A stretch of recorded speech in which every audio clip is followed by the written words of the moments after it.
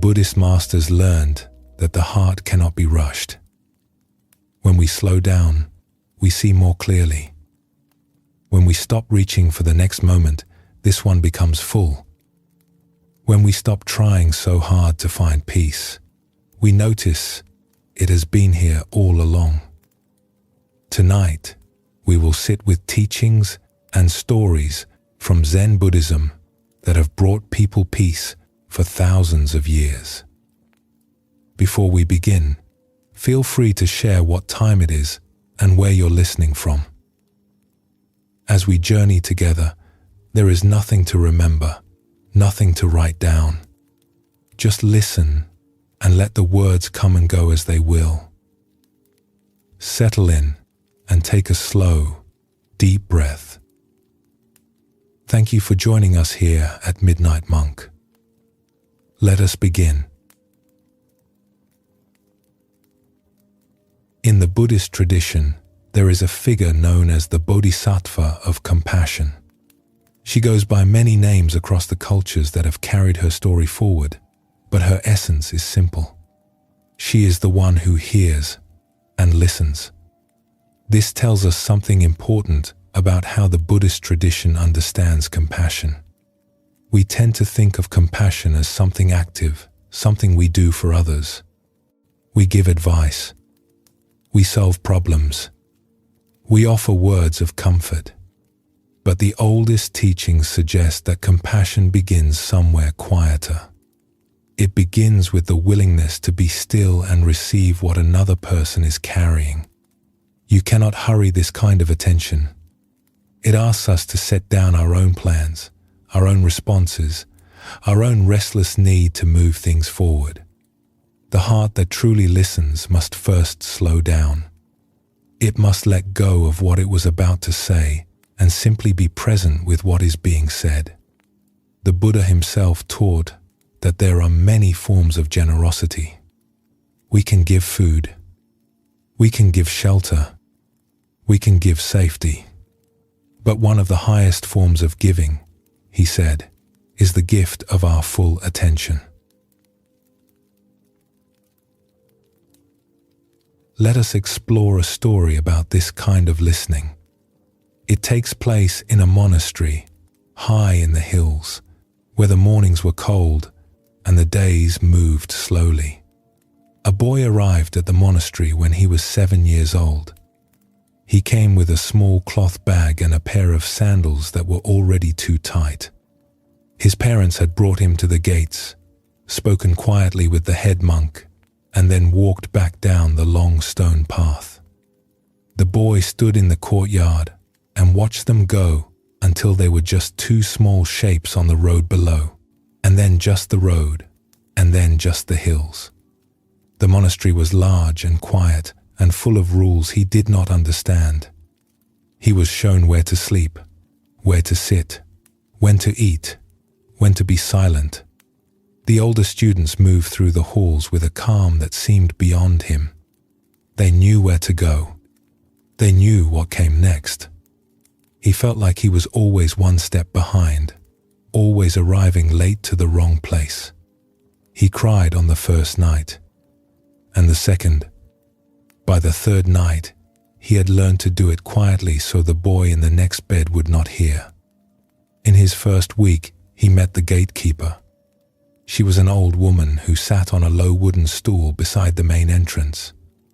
Her job was to open the heavy doors at dawn and close them at dusk, and to greet anyone who arrived. It did not seem like much of a job. Most days, nobody came at all. One afternoon, the boy was wandering the outer corridors, holding his hand against his chest. He had been helping to carry firewood, and a splinter had gone deep into his palm. It stung badly, and his eyes were wet, but there was nobody to tell. The older boys had not noticed. He did not want to bother the monks. He found himself near the gate. The old woman looked up from her stool. "What happened to your hand?" she said. He held it out.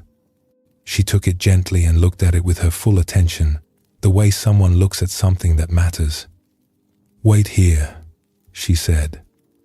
She went into the small room behind the gate and came back with a strip of clean cloth and a paste that smelled of earth and herbs. She wrapped his hands slowly.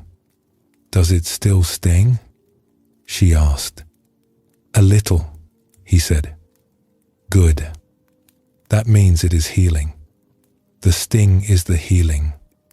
He sat with her for a while after that. She let him stay. The courtyard was quiet. The afternoon light moved across the stones. It was the first time since arriving that he had felt he was allowed to simply be somewhere without needing to do anything at all. He came back the next day, and the day after that. Over the weeks and months that followed, the boy found his way to the gatekeeper whenever something weighed on him. She was always there on her stool, and she always had time. He came to her when the older students laughed at the way he held his broom during the morning chores. He arrived red-faced and trying not to cry. She listened. Then she said, "When you first picked up a broom, did you know how to hold it?" "No," he said. "And now?" "I hold it wrong." That is what they said.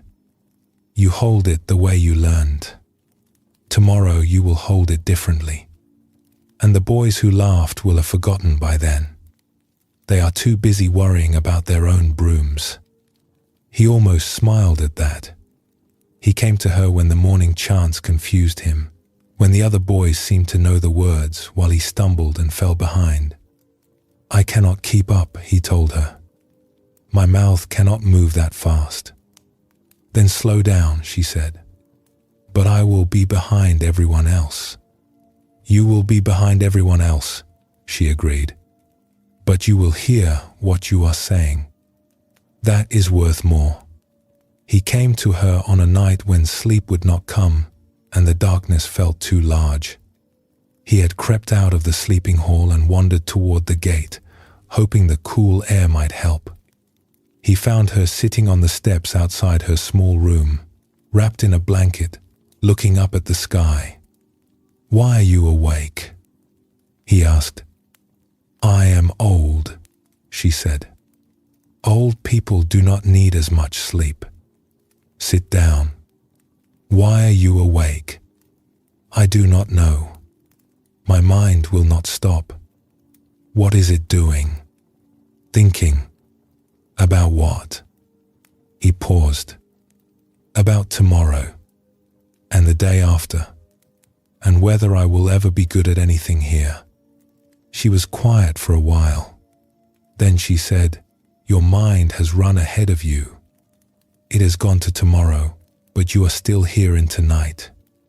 Can you feel the ground under your feet right now?" He pressed his bare feet against the cool stone. "Yes." "Good. Stay with that for a while. The ground is not going anywhere, and neither are you." He sat with her until his eyelids grew heavy. Then he went back to bed and slept through until the morning bell. One morning in autumn, the boy found a small bird lying in the courtyard. It had fallen from somewhere above the kitchen roof and lay still on the stones, its feathers ruffled by the wind. He picked it up carefully. It was light and cold. He carried it to the gatekeeper. "Why do they sing so much?" he asked her, "if they are only going to end up like this?" She looked at the bird in his hands for a long time. She did not answer right away. That was something he had come to trust about her. She never rushed her answers. She let the question breathe until the right words arrived. "Perhaps they sing because the morning is here," she said. "And for a bird, that is enough." He thought about this. "But the morning will end." "Yes," she said. "It will. And another morning will come. And there will be singing in that one too." He buried the bird beneath a tree near the outer wall. He smoothed the earth with his hands and sat there for a while, listening. Somewhere in the branches above him, another bird was calling out as if nothing had happened. And perhaps, in the way that mattered most, nothing had. He did not fully understand the gatekeeper's words yet, but he kept them tucked away the way you keep something you know you will need later. The years passed. The boy grew tall and quiet and steady. He learned the chants. He learned to sit still without fidgeting. He learned the rhythms and silences of the monastery until they became his own. At 16, he was chosen to continue his studies at another monastery, far across the mountains. It was an honor. The head monk told him he was ready. On the morning he left, he stopped at the gate. The gatekeeper was older now. Her hair had gone completely white, and she moved more slowly. But she sat on the same stool, and when she saw him standing there with his traveling bag, she smiled. "You are leaving," she said. "I am." "Good. The world is wider than this courtyard. It is time you saw some of it." He stood in front of her and wanted to say something about what she had meant to him, about all the afternoons by the gate, the splinter and the broom and the bird, and the nights when she had helped him feel the ground beneath his feet. But he was 16, and the words would not come the way he wanted them to. So he simply bowed, deeply and slowly, and walked through the gate. She watched him go. She sat on her stool and watched, the way she did everything, with patience, without hurry. Many years later, the young man came back. He had studied in other monasteries. He had walked through cities and along rivers and through forests where the trees blocked the sky. He had taught students of his own. He had sat with people in their grief and in their confusion and in their small joys. But something in him still carried the memory of that gate and the old woman who sat beside it. He arrived on a cool morning. The stone path was the same. The courtyard was the same. The bell rang the way it had rung when he was 7 years old, standing there in his too tight sandals, watching his parents disappear down the road. The gate was open. A young monk sat on the stool where she had always been. "I am looking for the woman who used to keep this gate," the traveler said. "She was here for many years." The young monk's face softened. "She passed in the spring," he said quietly. "She was very old. She was still here almost to the end." The traveler stood in the gateway and let the words move through him. He had carried a conversation with her for years, turning it over in his mind on long roads and quiet nights. He had imagined how he would sit beside her again, how he would finally tell her what her presence had meant during those early days when everything felt too large and too strange. He had thought there would be time. "She left something," the young monk said. "She told us that someone might come back one day, asking for her. She said he would look like a grown man, but she would know him as a boy." The young monk reached into a wooden box beside the stool and took out a small piece of folded cloth. Inside it was a scrap of paper with a single line written carefully. It read, "The birds are still singing." The traveler held the note for a long time. Around him, the monastery was waking up the way it always had. The bell, the sweep of brooms on stone, the soft sound of feet on wooden floors, and somewhere above the courtyard, in the branches of the old tree near the outer wall, a bird was singing. He stood there and listened. There was nowhere else he needed to be. This story is about the most generous thing one person can offer another. Simpler than advice, simpler than wisdom. It is the willingness to be present, fully and without hurry, with whatever someone brings to us. The gatekeeper offered the boy something he could not find in the teachings, or the chants, or the discipline of the monastery. She offered him her attention, and in being truly heard, he found that the ground beneath him was solid after all, that he was not as alone as he thought. There is a teaching in the Zen tradition that says, attention is the most basic form of love. We hear this, and it sounds simple, perhaps too simple. But consider the moments in your own life when you felt most held, most safe. Chances are, someone was simply paying attention to you. They were not solving anything. They were just there, and they were listening, and that was enough. The Buddha once said that an entire spiritual life can be built on the foundation of good friendship. He called it admirable friendship, and he meant something deeper than casual companionship.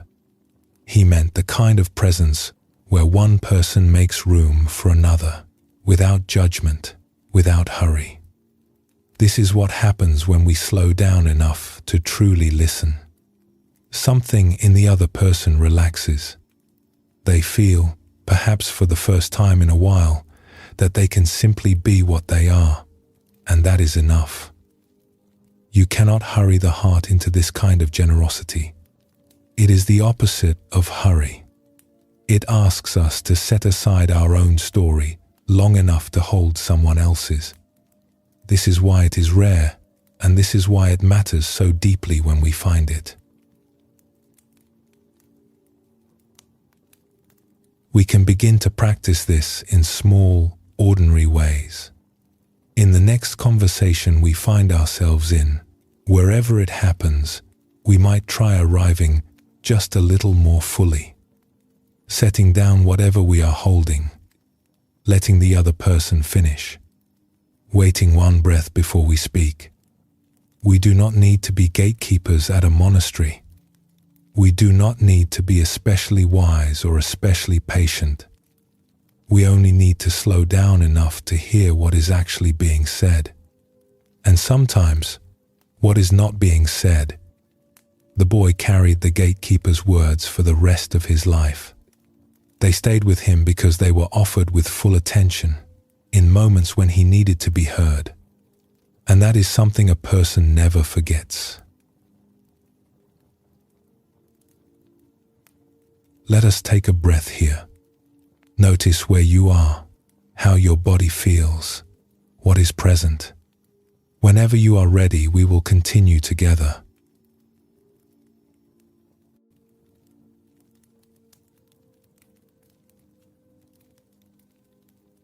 One of the oldest lines in Buddhist scripture comes from the Dhammapada, a collection of sayings attributed to the Buddha himself. It says, roughly, with our thoughts, we make the world. It is a simple line, easy to agree with, but it carries something deeper than it first appears. The Buddha is pointing to something most of us do every day without catching ourselves. We experience the world not as it is, but as we interpret it to be. And we do this so quickly, so automatically, that we mistake our interpretations for the truth. Someone looks at us a certain way and we decide what they are thinking. Someone is quiet and we fill that silence with our own explanation. A person does something unexpected and we have a full story about their character before they have even finished doing it. The interpretation arrives before the moment has settled, and once it arrives, we treat it as fact. We react to it, build on it, carry it forward. We rarely stop to ask whether any of it actually happened the way we think it did. When we are in a hurry, this process speeds up even more. The rushed heart grabs the first available story and builds a fortress around it. There is no time to look again. There is no pause between what we see and what we decide it means. And this is where so much of our unnecessary suffering begins, in that tiny, unexamined space between what happened and what we told ourselves about it. The Buddhist tradition has spent thousands of years exploring this space. What the teachers discovered there is both humbling and freeing. They found that most of the time, we are reacting to a world we invented. The event itself is usually small. The story we wrap around it is enormous. And the tradition approaches this discovery with compassion rather than blame, because it is simply what minds do. The question is whether we can learn to see it happening. Let us explore a story about this. It takes place at a small inn along a trading road, the kind of place where travelers would stop for a meal and a few hours of shade before continuing on their way. A woman arrived one afternoon, dusty and sore from several days of walking. She stepped inside, grateful for the coolness, and spoke to the innkeeper. "A bowl of rice, please," she said. "It will be a few minutes," he told her. "We are busy today." She found a spot at one of the long wooden tables near the door and set her bag beside her feet. Across the table, a man was sitting quietly, a traveler by the look of him, with worn clothes and a calm, weathered face. A bowl of rice sat in front of him. She gave him a glance and then looked away. She was tired and hungry and thinking about the miles still ahead of her. The inn smelled of cooking oil and wood smoke. Through the open windows she could hear the sound of a cart passing on the road outside and someone calling out prices at a market stall. It was the kind of place that felt lived in, warm and slightly chaotic, where nobody stayed for long. She leaned back against the wall and closed her eyes for a moment, letting the noise wash over her. Her feet ached. Her shoulders were stiff. She was looking forward to the rice more than she had looked forward to anything in days. After a few minutes, the innkeeper brought a bowl and placed it on the table. She picked up her chopsticks and began to eat. Then the man across from her reached over and took some rice from the bowl. She froze, chopsticks halfway to her mouth. He was chewing calmly, eyes lowered, as if nothing unusual had happened. She stared at him. A flush of heat crept up her neck. Surely she had misread the situation. Surely he had made a mistake and would realize it in a moment. She waited, but he did not look up. He did not apologize. He simply chewed. She pulled the bowl closer to her side of the table and took another portion. He reached over and took more. She ate again. He ate again. Each time he reached for the bowl, her confusion gave way to a slow, building frustration. She found herself watching him more closely than she meant to, trying to make sense of it. Who does this? Who sits across from a stranger and eats their food without so much as a word? Between bites, she began assembling a portrait of him. He was selfish. He felt entitled to whatever was in front of him. He had probably never been told no in his life. She noticed his plain, worn traveling clothes and decided he was the kind of man who took what was available because he could not provide for himself. And then her mind did what minds do. It began to build. She started connecting this moment to other moments, other situations where she had been taken advantage of. A merchant who had overcharged her 2 towns back. A fellow traveler who had borrowed her water skin and returned it nearly empty. It all became part of the same story. The world was full of people who took, and she was the kind of person who let them. She imagined telling someone about this later, how outrageous it was, how she had sat across from this shameless stranger and watched him eat her food with a straight face. She could already hear herself recounting the details. The indignation felt almost good, like scratching an itch. There was something satisfying about being so clearly in the right. All of this unfolded in silence. The inn was noisy around them. Other travelers talked, laughed, called for more tea. And these two sat across from each other, eating from the same bowl, locked in a conflict that only one of them knew was happening. She opened her mouth to say something. Twice. Both times the words caught behind her teeth.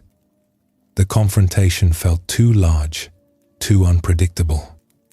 Better to swallow the insult and replay the scene later, on the road, where she could finally say all the things she wished she had said. The bowl was nearly empty now. The man looked up at her for the first time. His expression surprised her. It held no hostility.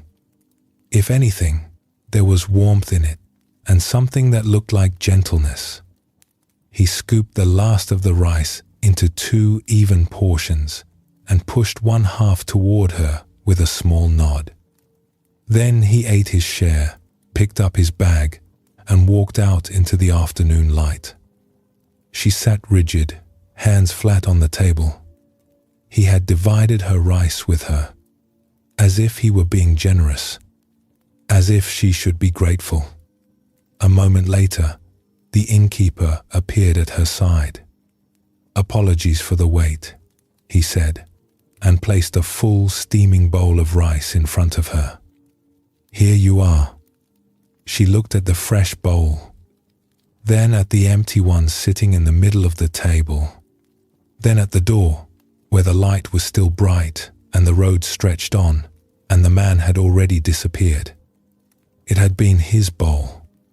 From the very first bite, she had been eating his food. Every handful she had taken with such indignation, every sharp look she had aimed across the table, every unflattering detail she had stitched into her story of his character, all of it built on one small, simple mistake. She had reached for the wrong bowl. The man who had quietly shared his meal with a stranger, who had split the last of his rice and offered her half without a word of complaint, was already gone. Walking down the road, perhaps a little hungry, perhaps mildly puzzled by the woman who had eaten most of his lunch. She sat alone with 2 bowls in front of her, one empty, one full, and a strange new feeling settling into the space where all that certainty had been. She thought about his face in that final moment. The warmth in it, the gentleness she had dismissed as nerve. He had been kind to her. He had shared his meal with a stranger who was reaching across the table and eating it without asking, and he had responded by dividing what was left and offering her half. She had spent the entire meal so sharp when she arrived was gone, replaced by something quieter. She was seeing, perhaps for the first time in a long while, how quickly and completely her mind had built a world that did not exist. How real it had felt, how certain she had been, and how wrong. The Buddha gave a teaching that belongs right beside this story. He spoke about 2 arrows. The first arrow, he said, is the event itself. Something happens. Someone reaches for our bowl. A person speaks in a tone we did not expect. Plans change without warning. The first arrow may sting, but it is usually small, and it passes quickly. The second arrow is the one we fire into ourselves. It is the story we build around the event. He did this deliberately. She does not respect me. They never listen. This always happens. The Buddha said that the second arrow causes far more pain than the first. And the remarkable thing about it is that we are always the ones who fire it. The woman at the inn was struck by a small, confusing event. Someone ate from a bowl she believed was hers. That was the first arrow, and it was tiny. But in the minutes that followed, she fired second arrow after second arrow. She constructed a complete portrait of a man she had never spoken to. She felt indignation, certainty, and the quiet satisfaction of being in the right. She carried all of that, and none of it was based on anything real. The Buddhist tradition has a name for this kind of cascade. The teachers called it mental proliferation, and it describes how one moment of contact with the world can set off an avalanche of judging, interpreting, and reacting that carries us far from what is actually happening. One misunderstanding becomes a drama with heroes and villains. One wrong bowl becomes a silent war, and we build the entire thing ourselves, thought by thought, story by story. What makes this teaching so useful is that it does not ask us to stop thinking. The Buddhist tradition is realistic about this. Thoughts arise. Stories form. That is what minds do. The practice is simply to notice when it is happening. To catch the second arrow in flight, even just once, and choose not to fire it. The Buddha compared the untrained mind to a wild horse, pulling us wherever it wants to go. We do not tame it by fighting it. We tame it by learning to watch it with patience and clarity. The first step on the Buddha's eightfold path is called right view, and it is placed first for a reason. Before right action, before right speech, before anything else, the Buddha asks us to see clearly, to look at what is actually in front of us rather than at what we have decided is there. Right view begins with a kind of humility, the willingness to admit that our first reading of a situation might be incomplete or simply wrong. You cannot hurry the heart toward this kind of seeing. When the heart is rushed, it grabs the nearest explanation and locks it in place. Understanding asks for something the hurrying mind finds very difficult to give. A pause. A single breath between the event and the response. A willingness to hold the situation loosely enough that the truth has room to show itself. The Zen teacher Shunryu Suzuki once said, "In the beginner's mind, there are many possibilities. In the expert's mind, there are few. We become experts in our own stories so fast. We are so certain of our reading of people and situations that we stop looking. We stop wondering. And the cost is that we miss what is actually there. Beginner's mind is what the woman at the inn lost the moment she reached for that bowl. She became an expert on the man across from her within seconds. She knew who he was, what he was like, what he deserved. And every one of those conclusions was wrong. If she had held even a sliver of uncertainty, if she had looked at the situation with fresh eyes even once during the meal, she might have noticed the second bowl. She might have noticed his kindness. But certainty is comfortable, and beginner's mind asks us to give that comfort up. How many of the frustrations we carry are truly about what happened, and how many are about the story we built afterward? How many people have we judged on evidence we never stopped to check? The wrong bowl is more common than we like to admit. Most of us are sitting across from someone right now, in some area of our lives, eating their rice and blaming them for it. The Buddha's teaching on the two arrows is, at its heart, an invitation. We may not be able to avoid the first arrow. Life will surprise us. People will confuse us. Bowls will end up in the wrong place. But the second arrow is always a choice. And in the moment where we pause before firing it, there is room for something truer and kinder to take its place. Let us rest here for a moment. Let whatever is moving through you settle on its own. When you feel ready, we will go on.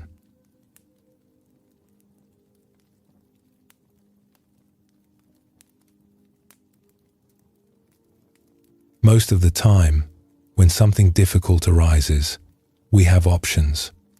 We can distract ourselves. We can stay busy.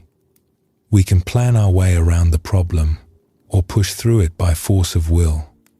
These strategies work often enough that we come to rely on them.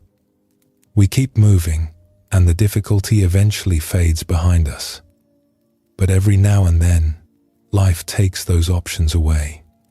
It sits us down in a room with nothing but what is happening, and it closes the door. The plans stop working. The distractions run out, and we are left with what the Buddhist teachers would call the bare experience of this moment, without a story wrapped around it, without a strategy to manage it. Just this. The Buddhist tradition teaches that this is not a punishment. It is an opening. When everything else falls away and we are left with only what is here, something surprising can happen. We discover that the present moment, even a difficult one, is workable. It is bearable. Often it is quieter than we expected. The suffering we feared was not coming from the moment itself. It was coming from all the stories we were telling about what might happen next. There is a phrase that appears in the Buddhist teachings, passed down through generations of monks and teachers. It is simple enough to seem ordinary. Right now, it is like this. But in that one line is a complete practice, a way of meeting experience that asks nothing of us except honesty. Whatever is arising, right now, it is like this. Let us explore a story about what happens when someone is forced to stop. It is the story of a traveler, a man who spent his days walking from village to village, teaching and offering guidance to those who asked for it. He was steady and disciplined and used to movement. His days had structure. There were always people expecting him at the next stop, lessons to prepare, conversations to continue. He carried a quiet pride in his reliability. When he said he would be somewhere, he was there. One autumn, while walking a mountain road between two villages, a fever found him. It started as a heaviness in his legs, a warmth behind his eyes. By midday, he was shivering. By evening, he could barely stand. He reached a small village at the base of the mountain, and a family there took him in. They gave him a room at the back of their house, a thin mattress on the floor, a blanket, and a window that looked out onto a courtyard where chickens scratched in the dust. A woman from the family brought him water and a broth that tasted of ginger. "Rest," she told him. "The fever will pass when it is ready." "How long do these fevers usually last?" he asked. She shrugged gently. "Sometimes a day, sometimes longer. The body knows what it needs. You just have to let it work." This was not the answer he wanted. He wanted a number, a timeline, something he could plan around. But she had already turned to leave, and he was too tired to press further. And then he was alone. The room was small and plain. A water jug sat in the corner. Through the window, he could see the mountains he had been crossing, and, beyond them, the road he could not walk. He lay on the mattress and looked at the ceiling and felt the fever moving through him in slow waves. His body ached. His skin was damp. But it was his mind that gave him the most trouble. It started immediately. He was supposed to be in the next village by now. People were waiting. He had promised a family there that he would help with the ceremony. He had told a young student he would continue their lessons. What would they think? Would they worry? Would they assume he had forgotten? Then his mind leapt further. How long would this last? A day? A week? What if the fever worsened? What if he could not travel for the rest of the season? What about the villages after the next one and the one after that? His mind raced down the road ahead of him, visiting every stop he was supposed to make, watching each one fall apart without him. He felt restless in a way that had nothing to do with the fever. His body wanted to be still, but his mind would not allow it. He lay there, caught in a web of futures that had not happened yet, and felt a weariness that had nothing to do with the fever. It was the weight of all those imagined tomorrows pressing gently on a body that was only living through today. He spent the first day like this, tangled in plans and worries, mentally reaching for solutions that kept slipping out of his hands. He tried to calculate when the fever might break. He tried to rehearse messages he could send. He tried bargaining with his own body, promising rest later if it would just cooperate now. He lay there composing explanations for the people waiting for him, going over each one in his mind, editing and revising, as if getting the words right would somehow make the situation less real. The woman came at midday with water and a cloth for his forehead. "Is there someone I can send word to?" she asked. "If you need to let people know where you are." "There are people in the next village expecting me," he said. "But I do not know what to tell them. I do not know how long I will be here." "Then tell them you do not know," she said. "That is the truth, and the truth is always enough." She placed the cloth on his forehead. It was cool and smelled faintly of mint. He wanted to argue with her, to explain that the truth was not enough, that people were counting on him, that plans were falling apart. But the coolness of the cloth felt so welcome that he simply closed his eyes instead. By afternoon, his mind had exhausted itself but would not stop. Every thought led to another thought. Every worry opened the door to a larger one. He felt further from peace than he had felt before the fever began, and he realized with a kind of quiet surprise that his mind was making him more tired than his body was. None of it worked. The fever stayed. The room stayed.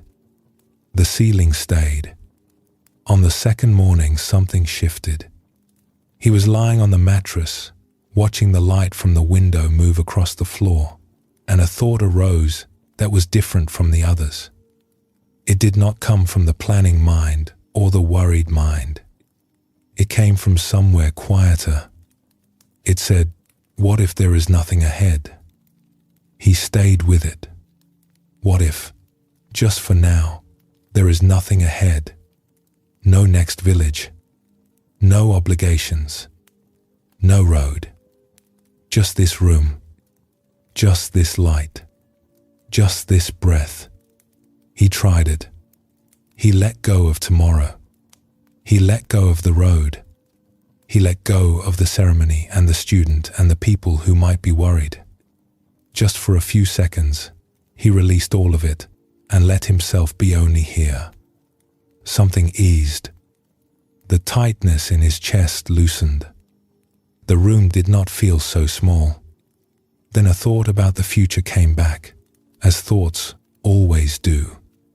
And with it, the tightness returned. He noticed this. He noticed it clearly. When his mind went to the future, even slightly, his body contracted. When he came back to just this moment, just the mattress, just the sound of chickens outside, just the warmth of the fever in his skin, the contraction released. There was still discomfort. The fever was real. His body ached. But the anguish, the heavy, pressing anguish that lived somewhere else, it lived in tomorrow. It lived in next week. It did not live here. He began to practice with this. Each time his mind reached forward, he brought it back. Gently, without force, and he gave himself a phrase to anchor the return. It is like this. His body ached. It is like this. His skin was hot. It is like this. He was alone in an unfamiliar room. It is like this. Fear arose. It is like this. He said it to himself dozens of times that morning, dozens more that afternoon. There was nothing dramatic about it. It was not a moment of blinding clarity. It was more like learning to walk along a narrow trail. He kept stepping off, and he kept stepping back on, off and back on, again and again. But something accumulated. Each time he returned, the landing was a little softer. Each time he said, "It is like this," and actually felt the truth of it. A small space opened around whatever he was experiencing. The discomfort was still there, but it was held in something wider. It was held in his willingness to be with it rather than flee from it. The woman from the family came in the evening and brought more broth. She looked at him and said, "You seem calmer." "I am trying something," he said. "What is that?" "I am trying to stop reaching for tomorrow." She nodded as if this made perfect sense to her. "Tomorrow will come whether you reach for it or not," she said. "You might as well let it arrive on its own." She left the broth and went out. He drank it slowly. Through the window, the sky was turning the color of ash. He could hear the family talking softly in the next room, the ordinary sounds of a household settling into evening. And for a few minutes, listening to those sounds, he felt something he had not expected to feel. He felt held by the room, by the voices, by the simple fact that someone had brought him food and spoken to him kindly. It was like this, and it was enough. By the third day, the practice had become familiar. His mind still reached forward, still threw up images of the road and the obligations waiting there. But the time between each pull grew longer. The returns came more easily. He began to notice that even the discomfort in his body changed quality when he stopped resisting it. The ache in his muscles, when he simply allowed it, became a kind of warmth. The heaviness became a kind of rest. He was not fighting the illness anymore. He was letting it move through him, and it asked less of him than the fighting had. The fever broke on the fourth morning. He stood slowly, washed his face, and sat in the courtyard in the early sun. He felt thin and light, as if something unnecessary had burned away along with the fever. The woman who had cared for him brought him tea. He held the cup in both hands and watched the steam rise. "Thank you," he said, "for the room, for the broth, for leaving me alone when I needed it." She smiled. "You were not so hard to care for. You mostly just lay there." "I was doing more than it looked like," he said. She laughed at that. A kind, easy laugh. He would remember it later, on the road, as one of the good sounds of that week. When he left the village that afternoon, he walked more slowly than he used to. Not because he was weak, though he was, but because he had learned something about speed. He had learned that the faster he moved, the more his mind moved with him, reaching ahead, pulling him out of where he was and into where he had not yet arrived. The slower he walked, the more of the road he actually saw. But what stayed with him, long after his strength returned, was not the illness itself. It was what he had found inside of it. A discovery so simple it almost seemed too obvious to say aloud. The suffering he had feared was not in the moment. It was in the future his mind kept building. When he stopped building, even briefly, what remained was bearable. Often, what remained was simply quiet. This is what the Buddhist teachers point to when they speak about the nature of our minds. We suffer, they say, not because life is unbearable, but because we project our fears forward in time and then react to the projection as if it were real. The Buddha taught that suffering arises in the gap between what is and what we wish were different. When we close that gap, even for a breath, when we say, "It is like this," and allow the moment to be what it is, something in us settles. The Buddha had a word for this kind of meeting. He called it tathata, which is sometimes translated simply as suchness. It means things as they are, before we add our preferences, our resistance, our demands that they be different. Suchness is not resignation. It is not giving up. It is something closer to honesty. It is the willingness to see clearly and to start from where we actually are, rather than from where we wish we were. There is a teaching from the Buddhist tradition that says our whole practice comes down to meeting our edge and softening. The edge is the place where we want to leave, where we want to flinch, where we want to run.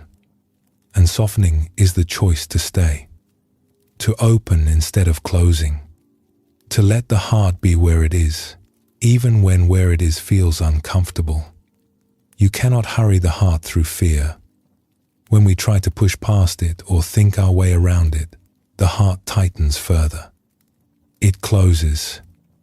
But when we stop, when we allow things to be as they are, when we say, "It is like this," with even a small amount of gentleness, something begins to open. On its own, in its own time, as the body heals a fever when we stop interfering, the heart opens when we stop forcing it shut. The traveler carried this phrase with him for the rest of his years. He used it on difficult roads and in difficult conversations and in ordinary moments that suddenly turned sharp. He did not use it to make things better. He used it to be honest about how things were. And he found, again and again, that honesty was the doorway to something he could not have reached through effort alone. The present moment asks very little of us. It asks only that we show up for it, that we stop running toward the next one long enough to feel this one. And when we do, when we are fully here, what we often find is that this moment, even a hard one, holds more space than we imagined. More stillness, more breath, more room for the heart to do what it has always known how to do, which is to open. Let us pause here and take a breath. Feel the ground beneath you.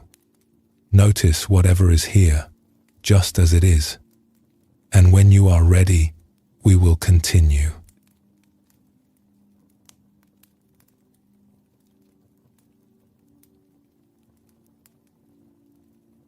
A student once asked a Zen master, "What is the way?" The master replied, "Ordinary mind is the way." The student pressed further, "Should I try to direct myself toward it?"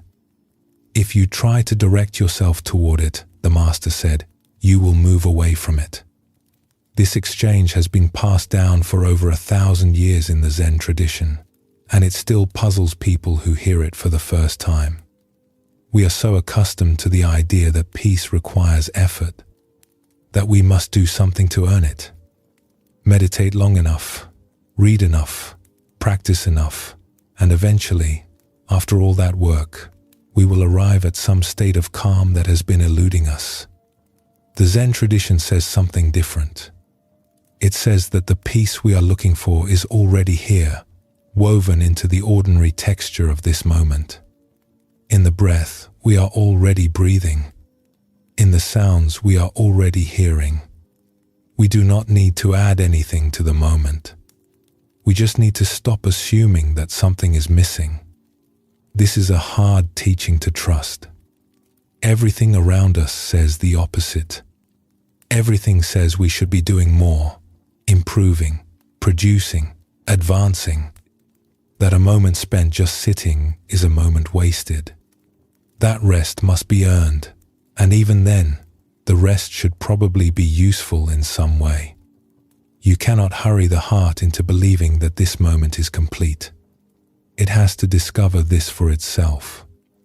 And sometimes, the discovery comes from the most unlikely teacher.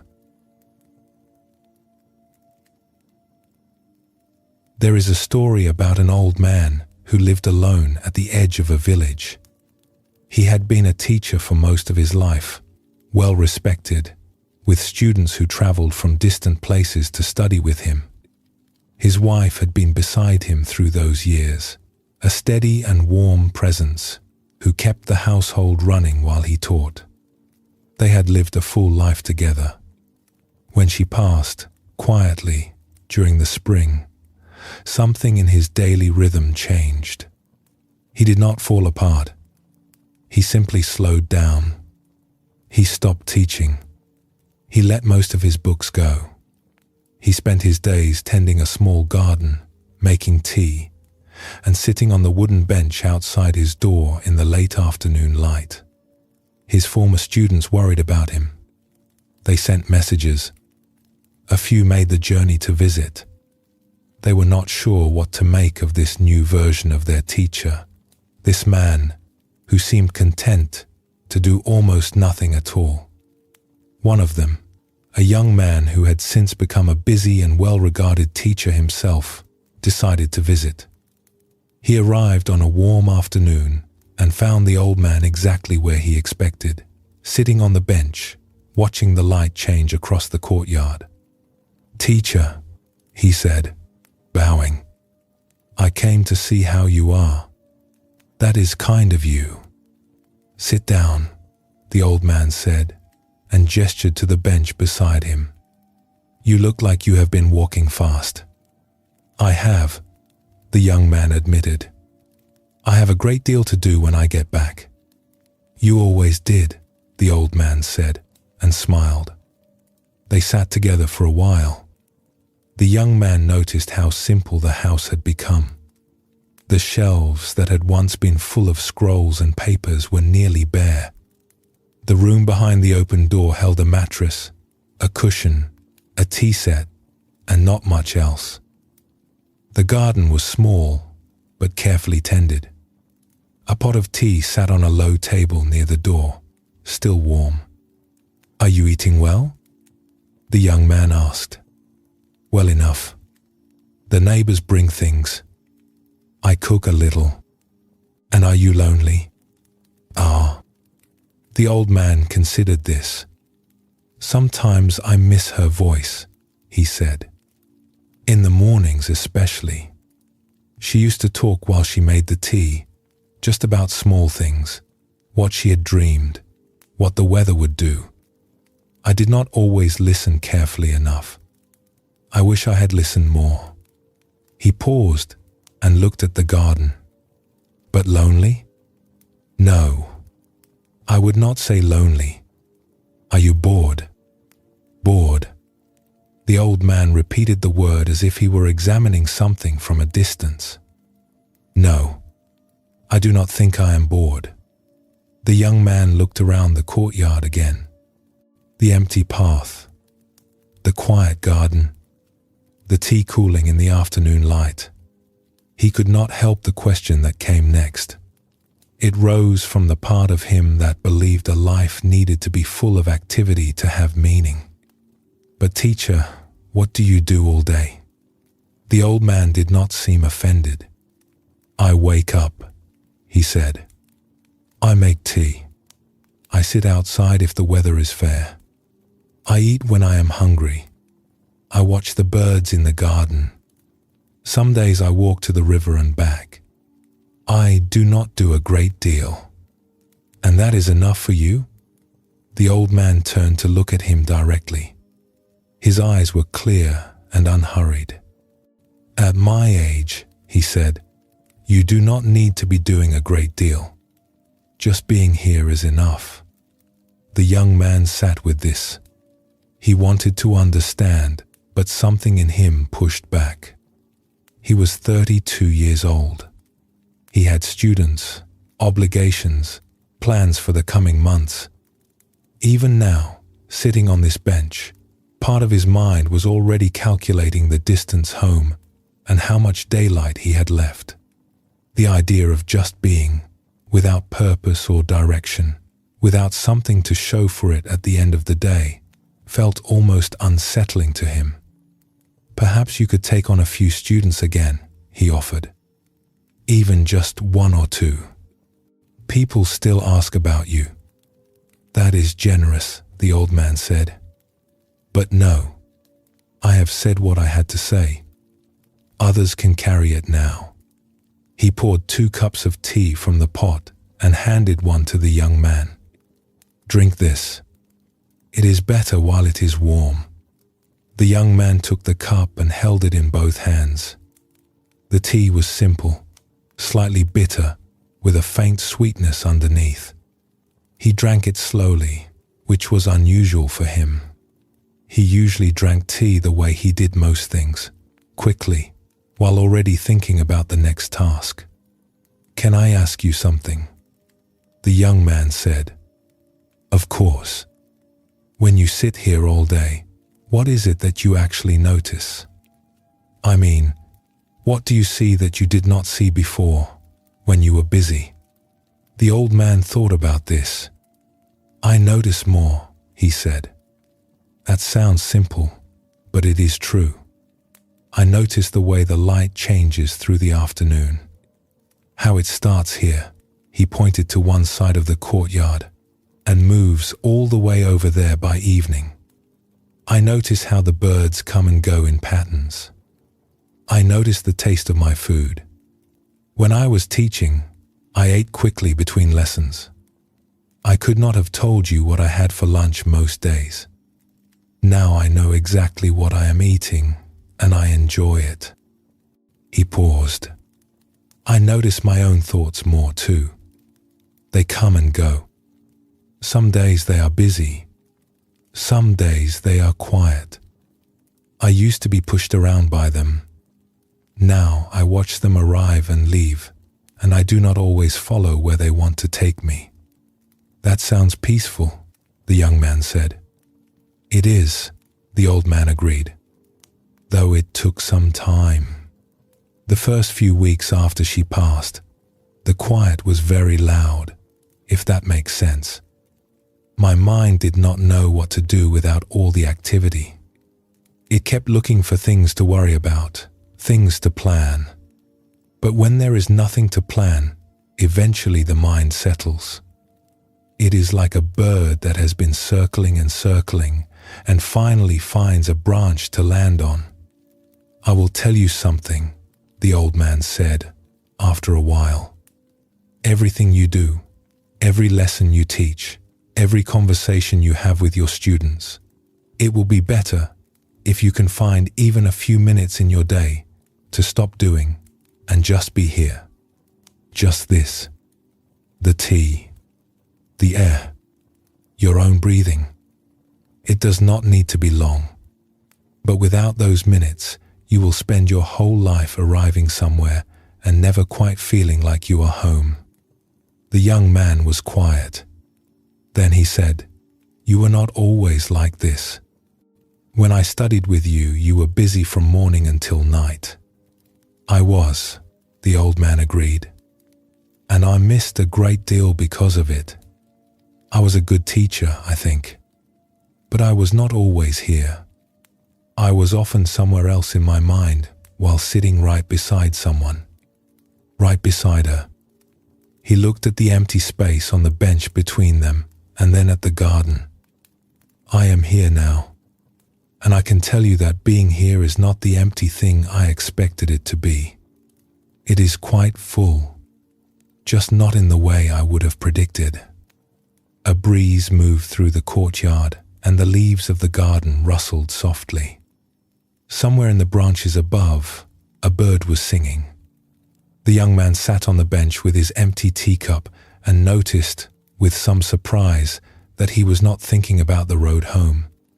He was just sitting, just here.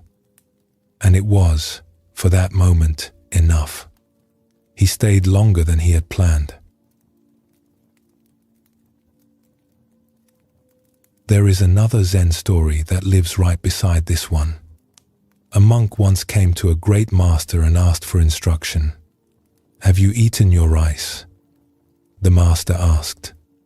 "I have," the monk replied. "Then wash your bowl." That was the entire teaching.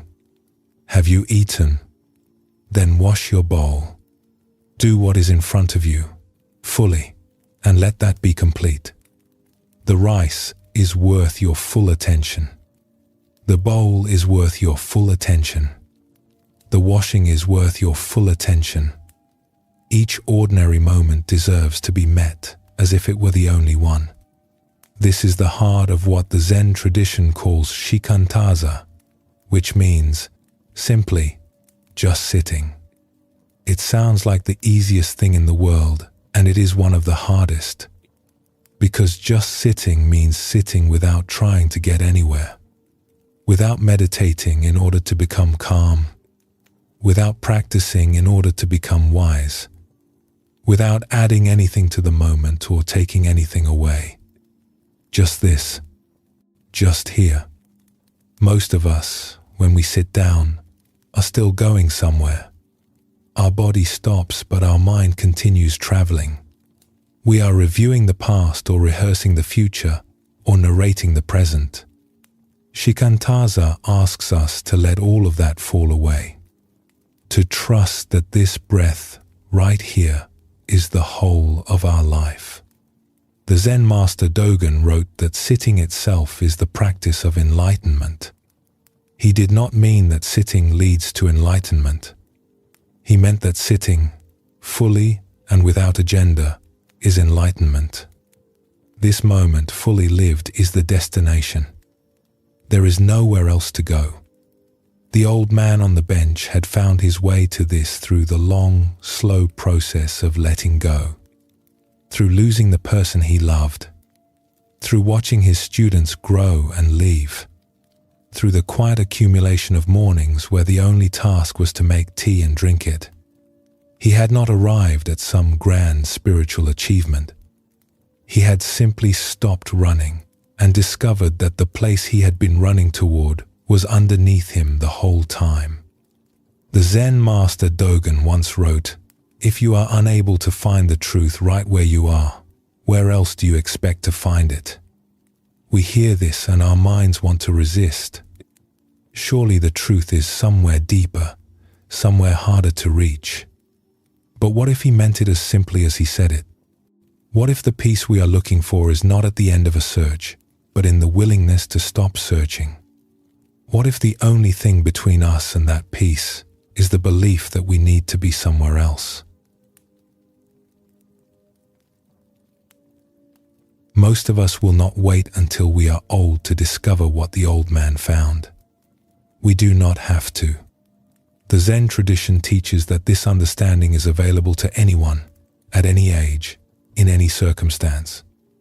It does not require a quiet house at the edge of a village. It does not require retirement or solitude or loss. It only requires a willingness to pause, even briefly, and let this moment be what it is, without needing it to be more. There is a Zen saying, "Sitting quietly, doing nothing, spring comes, and the grass grows by itself." We read this, and our busy minds want to argue with it. Surely we have to do something. Surely the grass needs tending. But the Zen masters are pointing to something that the old man understood in his bones. Life does not require our constant management. The spring comes whether we are rushing around or sitting still. The grass grows without our supervision. And we, when we stop long enough to notice, are already part of the unfolding. We do not have to earn our place in it. The young man on the bench learned something that afternoon that his years of study had not taught him. He learned it from the taste of simple tea, from the sound of birds in a garden, from an old man who had stopped hurrying and found, in the stillness, that everything he needed was already here. You cannot hurry the heart into contentment by filling it with more. Contentment arrives when we stop adding, when we let the teacup be just a teacup, when we let the moment be just a moment, when we trust, even for a breath, that just being here is enough. Let us rest here for a moment. Notice the stillness around you or within you. And when you are ready, we will go on.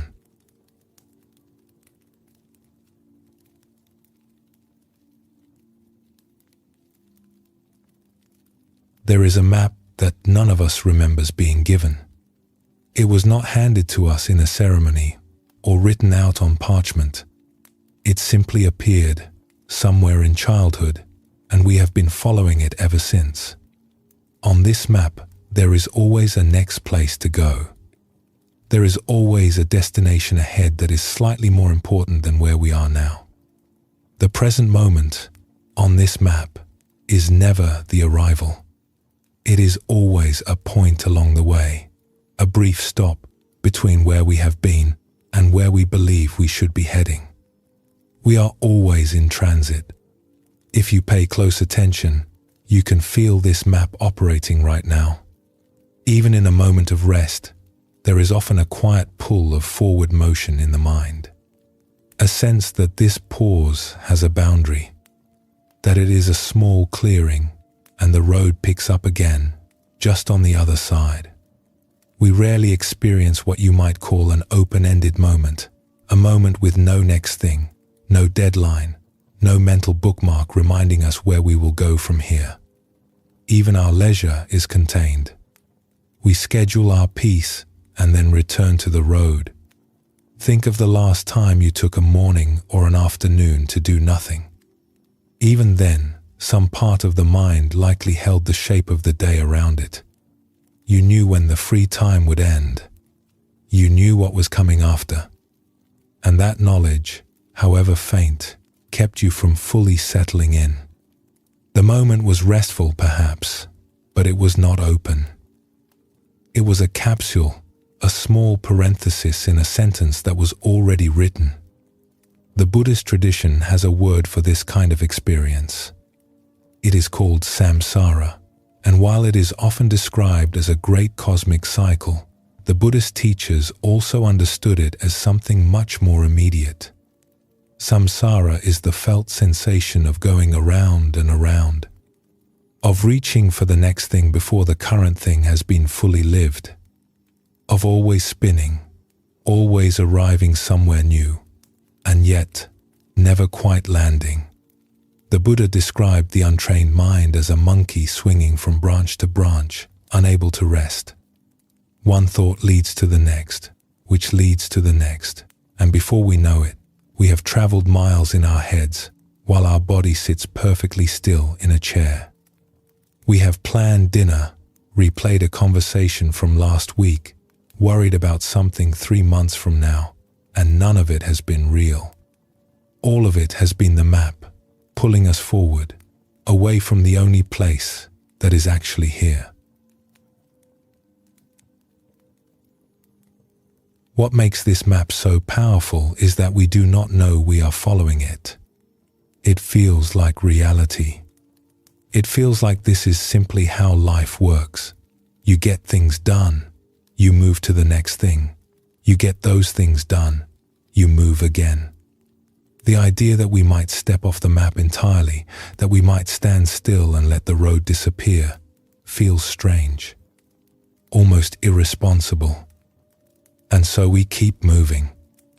We leave our bodies first, tensing against the future, pulling up into our heads where the planning happens. We leave emotionally next, exchanging the calm of this moment for a low-grade restlessness that hums along beneath everything we do. And then we leave mentally, which is where we spend most of our time, in plans, in worries, in rehearsals of conversations that may never happen, in reviews of conversations that already did. The Buddha noticed all of this thousands of years ago, simply by sitting still and watching his own mind. He saw how the mind jumps from thought to thought without pause, like a monkey swinging through the canopy, grabbing one branch and already reaching for the next. He saw that this movement is not random. It is driven by a deep restlessness, a belief that this moment is incomplete, that something better or safer or more satisfying is just ahead. And he saw that this belief, no matter how many branches the monkey grabs, is never satisfied. The next branch is always followed by another. There is no final branch. The reaching itself is the trap. There is a story about a woman who recognized this pattern in herself but could not escape it. She was a weaver in a busy market town, known for the speed and quality of her work. She wove from early morning until late at night, her hands never idle, her loom always clicking. When she was not weaving, she was preparing thread, or negotiating with merchants, or planning the next commission. She was respected. She was successful, and she was exhausted. One evening, she went to visit a Buddhist teacher who lived near the town. She sat across from him and said, "I cannot stop. I know I should rest. I know I am wearing myself thin. But when I try to stop, I feel something terrible. I feel like the world is continuing without me. Like everyone else is moving forward and I am falling behind." The teacher listened. Then he asked, "Left behind by whom?" She paused. "By everyone. By life. By the other weavers. By the merchants. By the town itself. And where are they all going?" She opened her mouth to answer and then stopped. She did not know. She had never thought about where they were all going. She only knew that they were moving and that she had to keep up. "Let me ask you something else," the teacher said. "When you finish a piece of cloth, is there a moment of satisfaction? A moment when you look at what you have made and feel complete?" "Sometimes," she said, "for a moment. But then I think of the next order, and the next, and the feeling passes. So the completion never lasts." "No. And you believe that the next piece will bring the satisfaction that this one did not?" She was quiet. She could see where he was going. "I suppose I do believe that," she said, "even though it never works that way." "This is the wheel," the teacher said. The Buddha called it the wheel of craving. We reach for the next thing because we believe it will complete us. When it does not, we reach again and again. Each time, the mind says, "Not this one, but the next one. The next one will be enough." And it never is, because the reaching itself is the problem. She looked down at her hands. They were rough and strong from years at the loom. "But the work is good," she said. "People need cloth." "The work is good," the teacher agreed. "I am not telling you to stop weaving. Your work brings beauty into the world. But I am asking you to notice the feeling that drives the weaving. The feeling that says you must not stop. That feeling is not about the cloth. It is about a fear that lives underneath the cloth. And until you turn toward that fear, even gently, even briefly, it will keep you running." She visited the teacher several more times that season. She did not stop weaving, but she began to notice the moments between the work.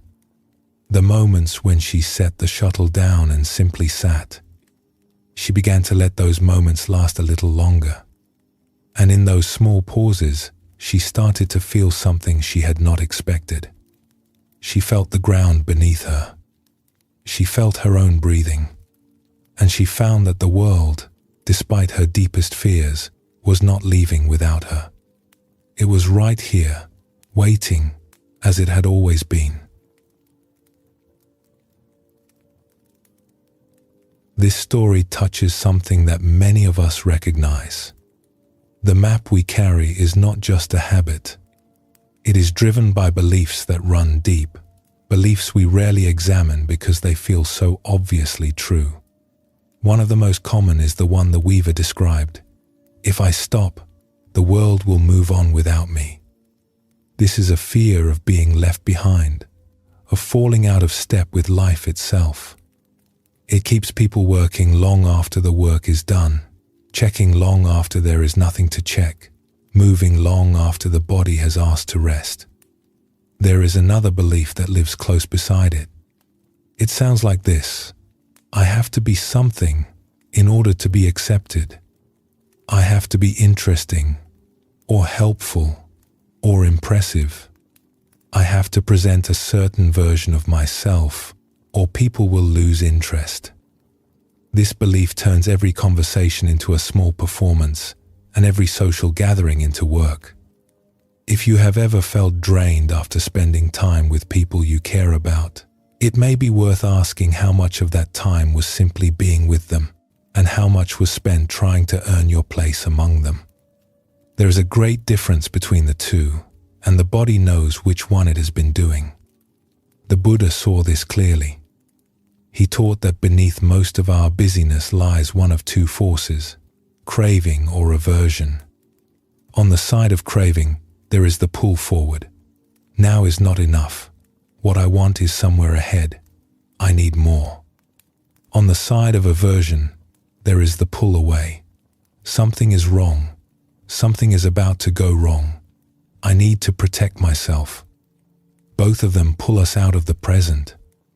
Both of them keep us following the map. And here is where the Buddhist teaching turns gentle. Because the tradition does not look at this restlessness and say, you are doing it wrong. Try harder. It looks at the restlessness and says, of course you are running. This is ancient. This is inherited. We carry within us the vigilance of every generation that came before us. The part of the mind that is always watching, always preparing for what might happen next, that part has been doing its job for a very long time. It earned its place in us, but the world has changed, and the old wiring has not caught up. The same alertness that once kept our ancestors safe now keeps us awake at night over things that have not happened yet and may never happen. Understanding this is not a cure, but it is the beginning of something. When we see the map for what it is, an old pattern rather than the truth, it begins to lose some of its power. We do not have to fight it. We do not have to tear it up. We just have to notice, with some kindness, that we are holding it. And what we hold, we can also gently set down. The Buddha once said, there is no path to happiness. Happiness is the path. This sounds, at first, like the kind of thing you might find carved into a stone in a garden. But it is pointing to something real and practical. The map in our minds tells us that happiness is ahead, that we will feel at peace when this project is done, when this problem is solved, when we arrive at some point in the future where everything is settled. The Buddha is saying that point does not exist. There is no place on the map where the map ends and happiness begins. The map will always generate another destination. That is what maps do. Happiness, if it is anywhere, is in the willingness to fold the map up and set it down. To stand where we are and look around. To feel the ground beneath us and the air around us and say, "This is where I am, and this is enough." The weaver discovered this in the pauses between her work. The Buddha discovered it under a tree on the night of his awakening, when he finally stopped seeking and simply sat. Each of them, in their own way, found the same thing: that the relentless forward movement of the mind is not the truth about life. It is a habit, and like all habits, it can be seen, and what is seen begins to change. There is a beautiful image in the Zen tradition. A master once compared the mind to a glass of muddy water. If you hold it in your hands and keep stirring, the water stays cloudy. But if you set it down and leave it alone, the mud slowly settles to the bottom and the water clears on its own. You do not have to do anything to make it clear. You just have to stop stirring. This is what setting down the map feels like. It is not an achievement. It is a release. The mind, left alone, knows how to settle. The heart, left alone, knows how to open. We do not have to direct them. We do not have to steer ourselves toward peace. We just have to stop stirring long enough to let the water clear. You cannot hurry this. The heart that has been following the map for years will not set it down in a single moment. But every moment of recognition helps. Every time we notice ourselves reaching for the next branch, the next worry, the next destination, and instead choose to stay here, just for a breath, something loosens. The map does not disappear, but it becomes lighter, and we begin to remember that we are the ones carrying it, and that we can, whenever we are ready, put it down. Let us pause here. Feel yourself right where you are. There is nowhere to go and nothing to prepare for. When you are ready, we will continue.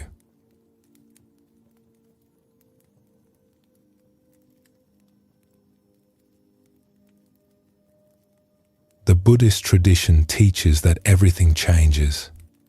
This is one of the most basic observations in all of Buddhism, one of what the teachers call the 3 marks of existence. Nothing stays the same. The seasons turn, the body ages, the people we love grow and change and, one day, are no longer beside us. We know this. Somewhere in our minds, we know it completely. And yet most of us live as if we have forgotten. We rush through our days, as if there will always be more of them. We put off the things that matter, as if the chance to do them will always come around again. We treat the present moment like a rough draft, something to get through on the way to a final version that never quite arrives. The Buddhist teachers did not talk about impermanence to frighten anyone. They talked about it because they noticed something remarkable.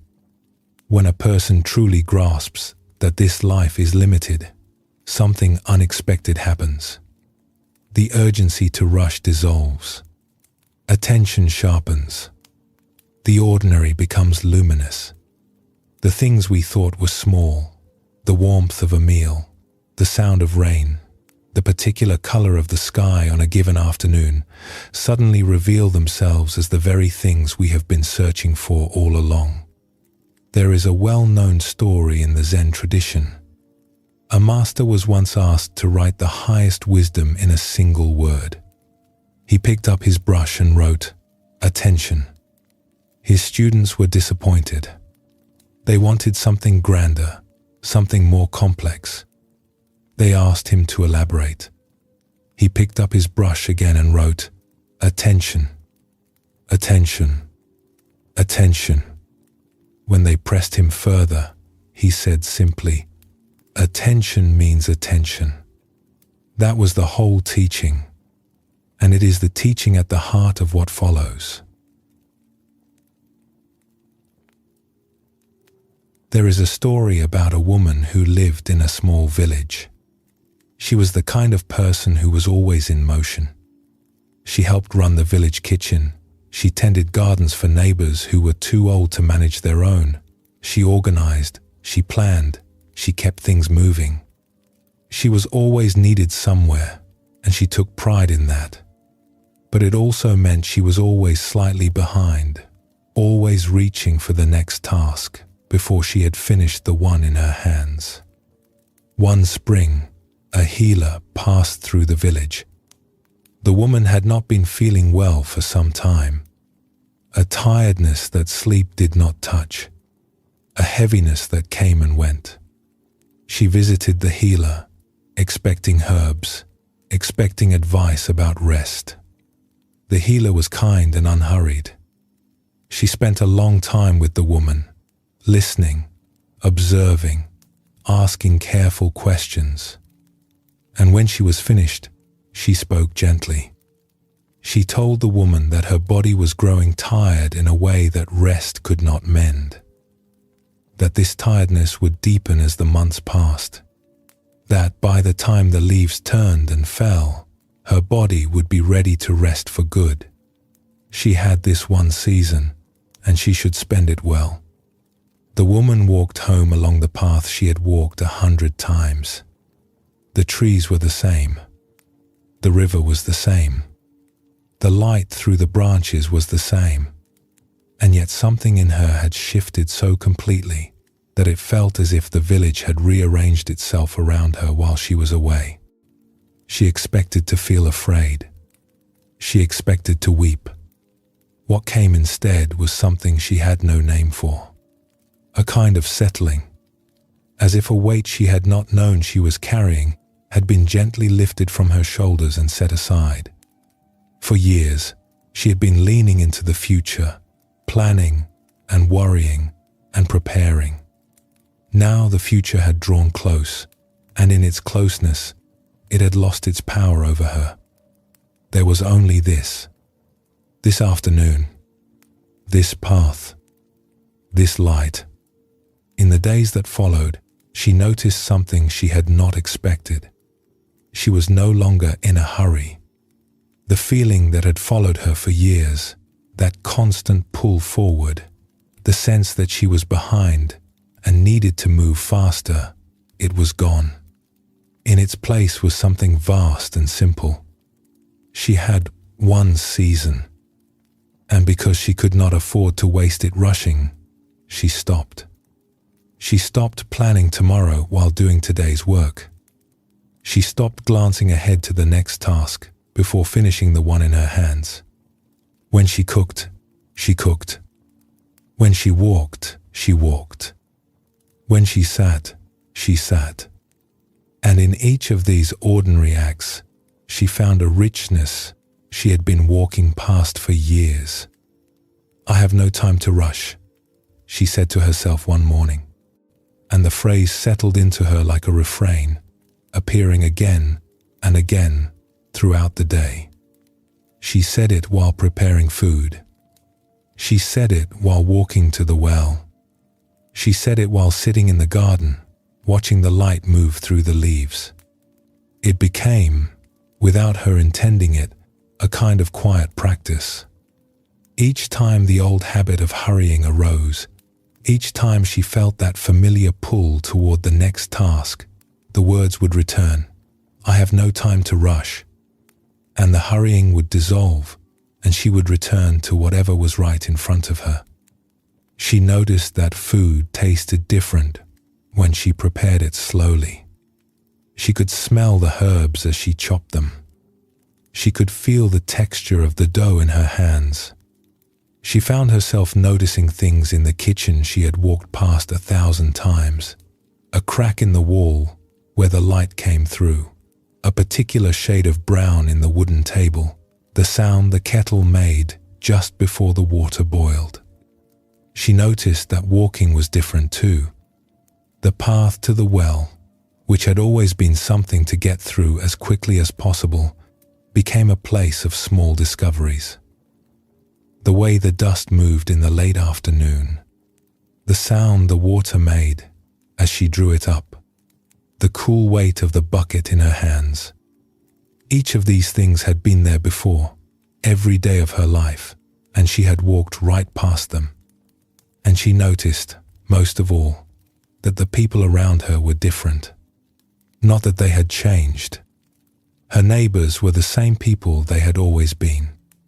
But she was seeing them now, really seeing them, in a way that busyness had made impossible. She noticed the way the old man down the road smiled when he talked about his late wife. She noticed how the children in the village played with complete abandon, tumbling over each other, laughing at nothing. She noticed the patience with which the potter across the lane shaped his clay, his hands moving slowly, his attention undivided. The world was full of these quiet wonders. They had been there all along. She had just been moving too fast to see them. Her sister came to visit one afternoon and found her sitting in the doorway, watching the rain. "How are you?" her sister asked, in the careful way people speak when they are worried. "I am here," the woman said. "That is how I am." Her sister sat down beside her. For a while, they just watched the rain together, how it darkened the path and made the garden smell of earth. "Is there anything you need?" her sister asked. "No." She paused. "I have been thinking about something. For years, I felt like I never had enough time. I was always rushing, always behind. And now, when I have less time than ever, I feel like I have more of it. Is that strange?" Her sister did not answer right away. "I think it is beautiful," she said quietly. "And I think it is something I should learn from you while I can." "It is simple," the woman said. "I just stopped leaving. I stopped leaving this moment to go to the next one. That is all. And when I stopped leaving, I found that everything I needed was already here. It was always here. I was just too busy to notice." "How do you do it?" her sister asked. "How do you stop yourself from worrying about what comes next?" The woman thought about this. "I do not always succeed," she said. "Sometimes the old feeling comes back, the pull forward, the feeling that I should be doing more. But when it comes, I say to myself, I have no time to rush. And then I look at whatever is in front of me, really look at it, and the feeling passes. And you are not afraid?" "Sometimes, but less than you would think. The fear lives in the future, and I am trying very hard to stay in today." They sat together. The rain continued. A cat from one of the neighboring houses wandered into the doorway, shook the water from its fur, and curled up between them as if it had been invited.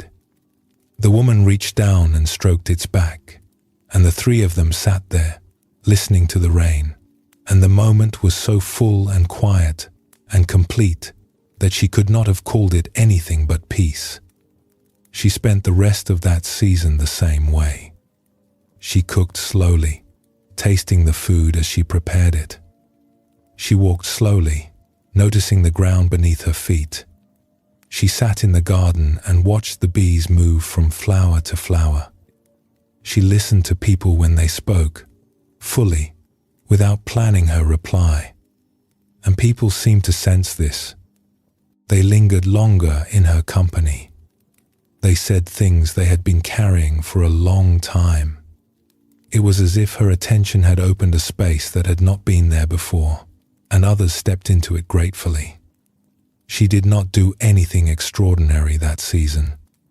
She did ordinary things with extraordinary attention. And in doing so, she found something that years of rushing had kept hidden from her. That this life, this ordinary life, was already full. It had always been full. She had simply been moving too fast to notice. The Buddhist teaching on impermanence is often misunderstood. People hear the word and think it is a teaching about loss, about everything being taken away. But the great Buddhist teachers meant something different. They meant that impermanence is the very thing that makes each moment precious. If the cherry blossom lasted forever, we would stop seeing it. It is because it falls that we look up. It is because this moment will pass that it asks for our attention. The Zen tradition holds this teaching very close. In many Zen monasteries, students are asked to meditate on impermanence every day. This is not done to create sadness. It is done to sharpen attention.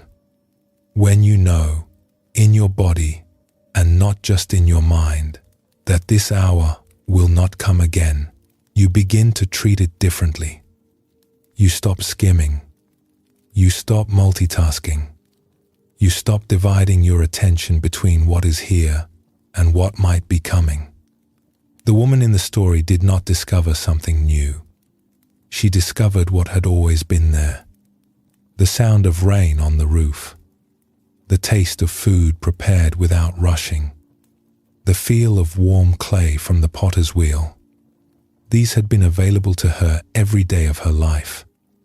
Impermanence did not give them to her. It cleared her eyes so she could finally see them. This is what the Buddhist teachers mean when they say that awareness of impermanence is a gateway. It is not a gateway to despair. It is a gateway to presence. When we stop taking our moments for granted, each one becomes vivid. Each one arrives with its full weight. And we find, to our surprise, that the ordinary life we have been rushing through contains everything we were looking for. There is a line from the poet Rilke, passed through many hands and many traditions over the years. Paraphrased gently, it says something like this: all this hurrying will soon be over. Only when we slow down, only when we linger, do we touch what is holy. Only when we are willing to be fully here, without rushing toward the next moment, do we find what we have been looking for. You cannot hurry the heart into presence. The woman found this through the most difficult of circumstances, but we do not have to wait for difficult circumstances to learn what she learned. Our time has always been short. Every one of us is living through a season, even if we do not know its name. The question is not how much time we have. The question is how much of it we are here for. There is a saying, often shared in Buddhist circles: the trouble is, you think you have time. This is not a grim warning. It is a gentle invitation. An invitation to pay attention, to stop rushing, to let this morning, this afternoon, this ordinary moment be enough. Because it is enough. It has always been enough. We just forgot, somewhere along the way, to look. The woman's refrain still echoes. I have no time to rush. It is worth carrying, even here, even now, as we move through this evening together. There is nowhere we need to hurry to. This breath, this moment, is the whole of it. Let us be still here for a moment, just breathing, just here, and whenever you are ready, we will go on together.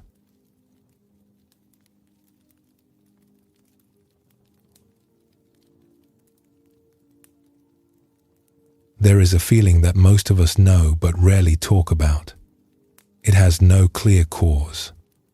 It is not connected to any particular worry or any specific fear. It is more like a low tone playing in the background of our lives, so constant that we barely notice it until the moment we try to be still.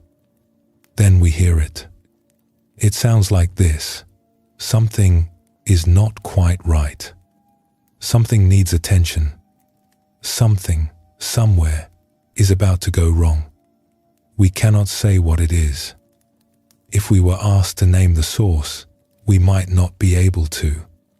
But the feeling is there, humming along beneath our thoughts and our plans, coloring everything with a faint shade of unease. We feel it when we wake in the early hours and the mind starts turning before our eyes have fully opened. We feel it in the quiet moments between tasks, when nothing is wrong but something does not feel settled.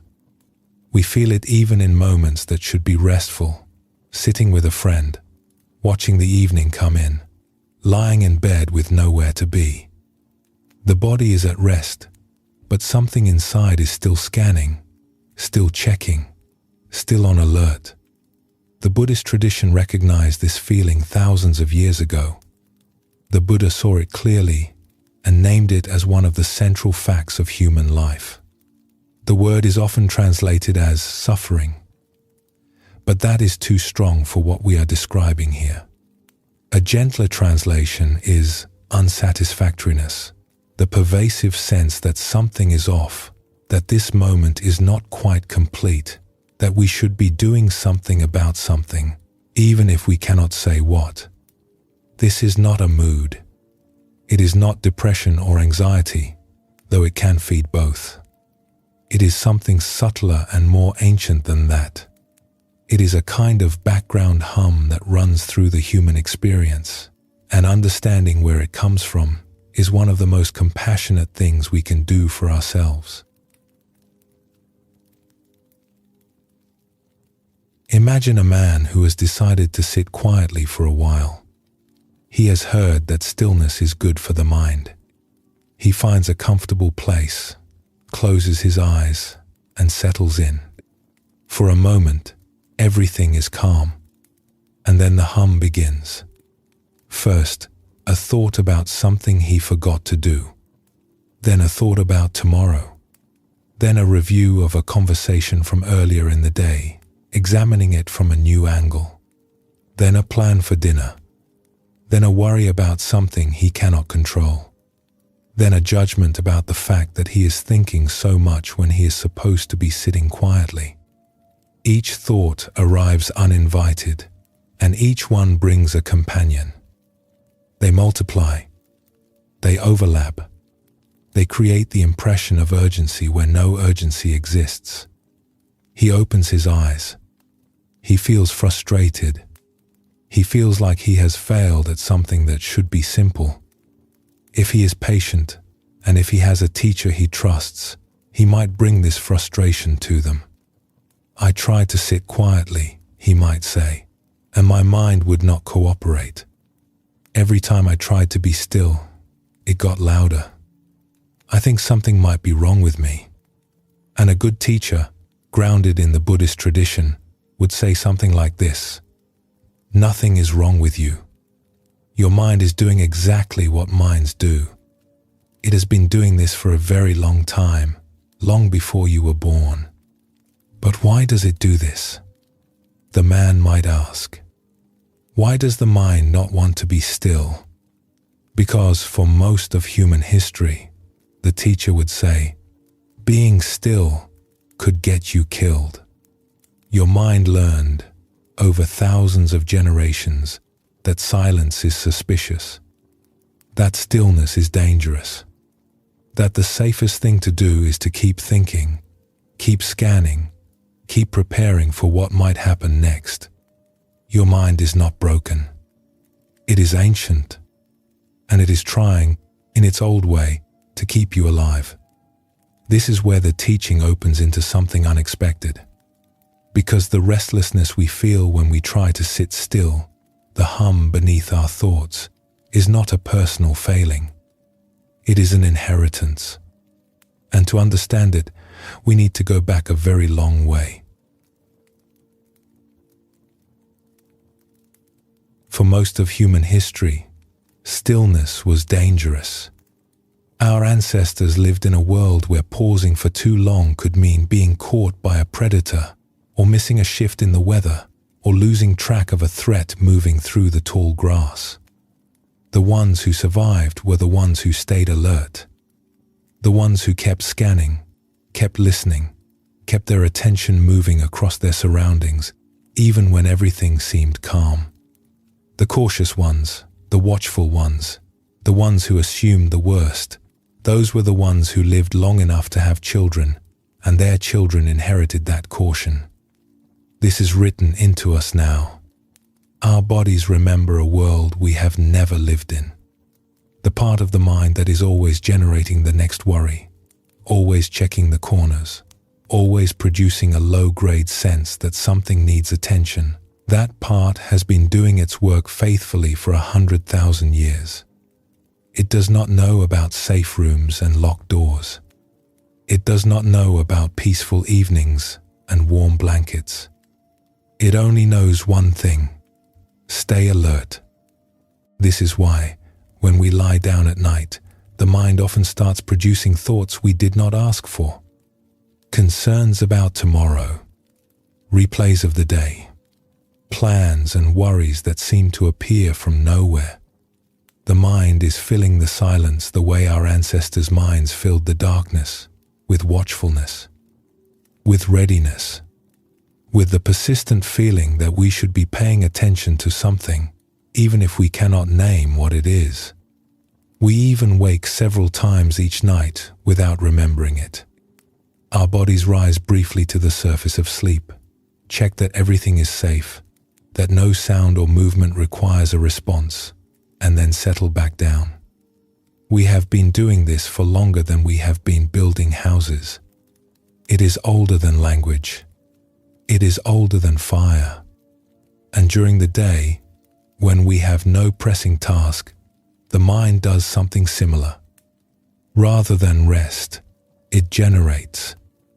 It produces thoughts about the future and the past, rehearsals and reviews, just to keep us oriented in our story of who we are and what might be coming. The Buddhist teachers noticed this long before modern science confirmed it. The mind, left without a task, does not rest. It narrates. It plans. It worries. This is its default state. And this is the hum. This is the background tone of our existence. Something might go wrong. Stay alert. Keep watching. Do not let your guard down. The world has changed. We sleep in safe rooms. We have shelter and warmth and food. But the old wiring does not know this. It fires the same signals it always has. The body tenses against a future that may hold nothing to fear. The mind races through scenarios it will never need to act on. The heart holds a subtle tightness, a readiness for trouble, even on the calmest of afternoons. And because we do not understand where this tightness comes from, we assume it means something. We assume that if we feel uneasy, there must be a reason. We look for the reason. We scan our relationships, our work, our plans, searching for the source of the unease. And often, we find something, because if you look hard enough for a problem, the mind will always provide one. But the problem was not the cause of the feeling. The feeling was already there, looking for a place to land. There is something important in understanding this, and it is the place where the Buddhist teaching becomes truly kind. Because if the hum is not personal, if it is not a sign that something is wrong with us, then we do not have to fight it. We do not have to be frustrated with ourselves for being restless. We do not have to treat our busy minds as enemies that need to be conquered. We can look at the hum the way we might look at a very old friend who always worries, with understanding, with patience, with a kind of tender humor. The Buddha taught that the first step in working with suffering is simply to see it clearly. He did not say to eliminate it. He did not say to wrestle it into submission. He said to see it, to know it for what it is. And when we see the hum clearly, when we recognize that it is ancient and inherited and shared by every human being who has ever lived, something changes. The hum does not disappear, but our relationship to it softens. We stop taking it personally.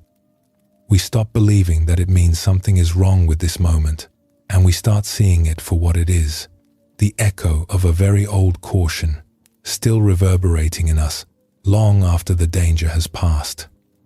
This is the quiet power of the Buddhist path. It does not promise to remove difficulty. It offers something more honest and more lasting, the ability to meet difficulty with clear eyes and an open heart. When we stop fighting the hum and simply let it be there, it loses its grip on us. It becomes part of the weather of being alive, and we can rest even in the middle of it. A Zen teacher once compared this to sitting in a room with a noisy street outside. At first, the noise is distracting. We want it to stop. We tense against it. We feel frustrated.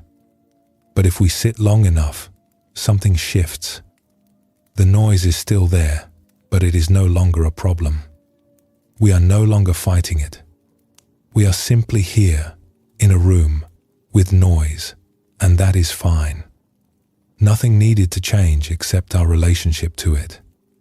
The man who sat down to meditate and found his mind racing, he is not doing it wrong. He is meeting something ancient. And if he can meet it with gentleness instead of frustration, if he can say to his busy mind, I see you, I understand you, you have been keeping watch for a very long time, and I thank you for it, but right now, we are safe. Then something begins to ease. The thoughts may not stop, but the war with them stops. And the peace that lives beneath the thinking, the peace that was always there, has room to surface. This is what happens with the hum. We do not have to make it go away. We just have to stop being surprised by it, to meet it when it arises with something closer to kindness than combat. The Buddha's path begins with this kind of seeing.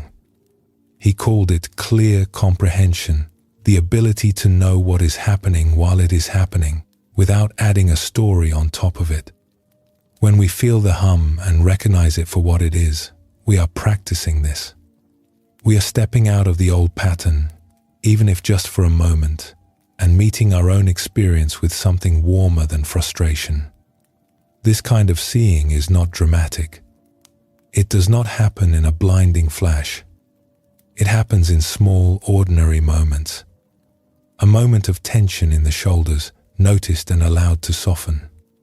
A rush of worry, recognized and held lightly. A night of restless thoughts, met with understanding rather than irritation. Each of these small moments is a step toward a different relationship with ourselves, one built not on control but on kindness. You cannot hurry the heart into this kind of gentleness. It comes slowly, through many such moments, and it asks nothing extraordinary of us. It asks only that the next time we feel the hum, the next time the old apprehension stirs in us for no clear reason, we do not immediately try to fix it or explain it or push it away. Instead, we let it be there. We acknowledge it. We recognize it as something very old, something shared, something that has been humming along in human beings since the very beginning. The Buddhist tradition calls what lives beneath the hum our original nature. It is the part of us that is already at peace, already complete, already home. The Zen masters described it as a clear sky behind the clouds. The clouds move. They change. They sometimes darken the whole sky. But behind them, The sky is always there, always open, always blue. The hum is like the weather. Our nature is like the sky. The hum will continue. The mind will keep doing its old work. The body will keep its ancient watch. But when we know the hum for what it is, we are no longer lost in it. We are simply here, awake, with an old companion playing its familiar tune in the background. And we discover, quietly, that we can rest even so. That peace does not require silence. It only requires understanding. The heart cannot be hurried past the hum, but it can learn, gently and over time, to hear right through it. Let us pause here. Notice if there is any restlessness in you right now, any hum in the background, and see if you can let it be there without needing it to change. Just notice it. Just let it be. And when you are ready, we will continue together.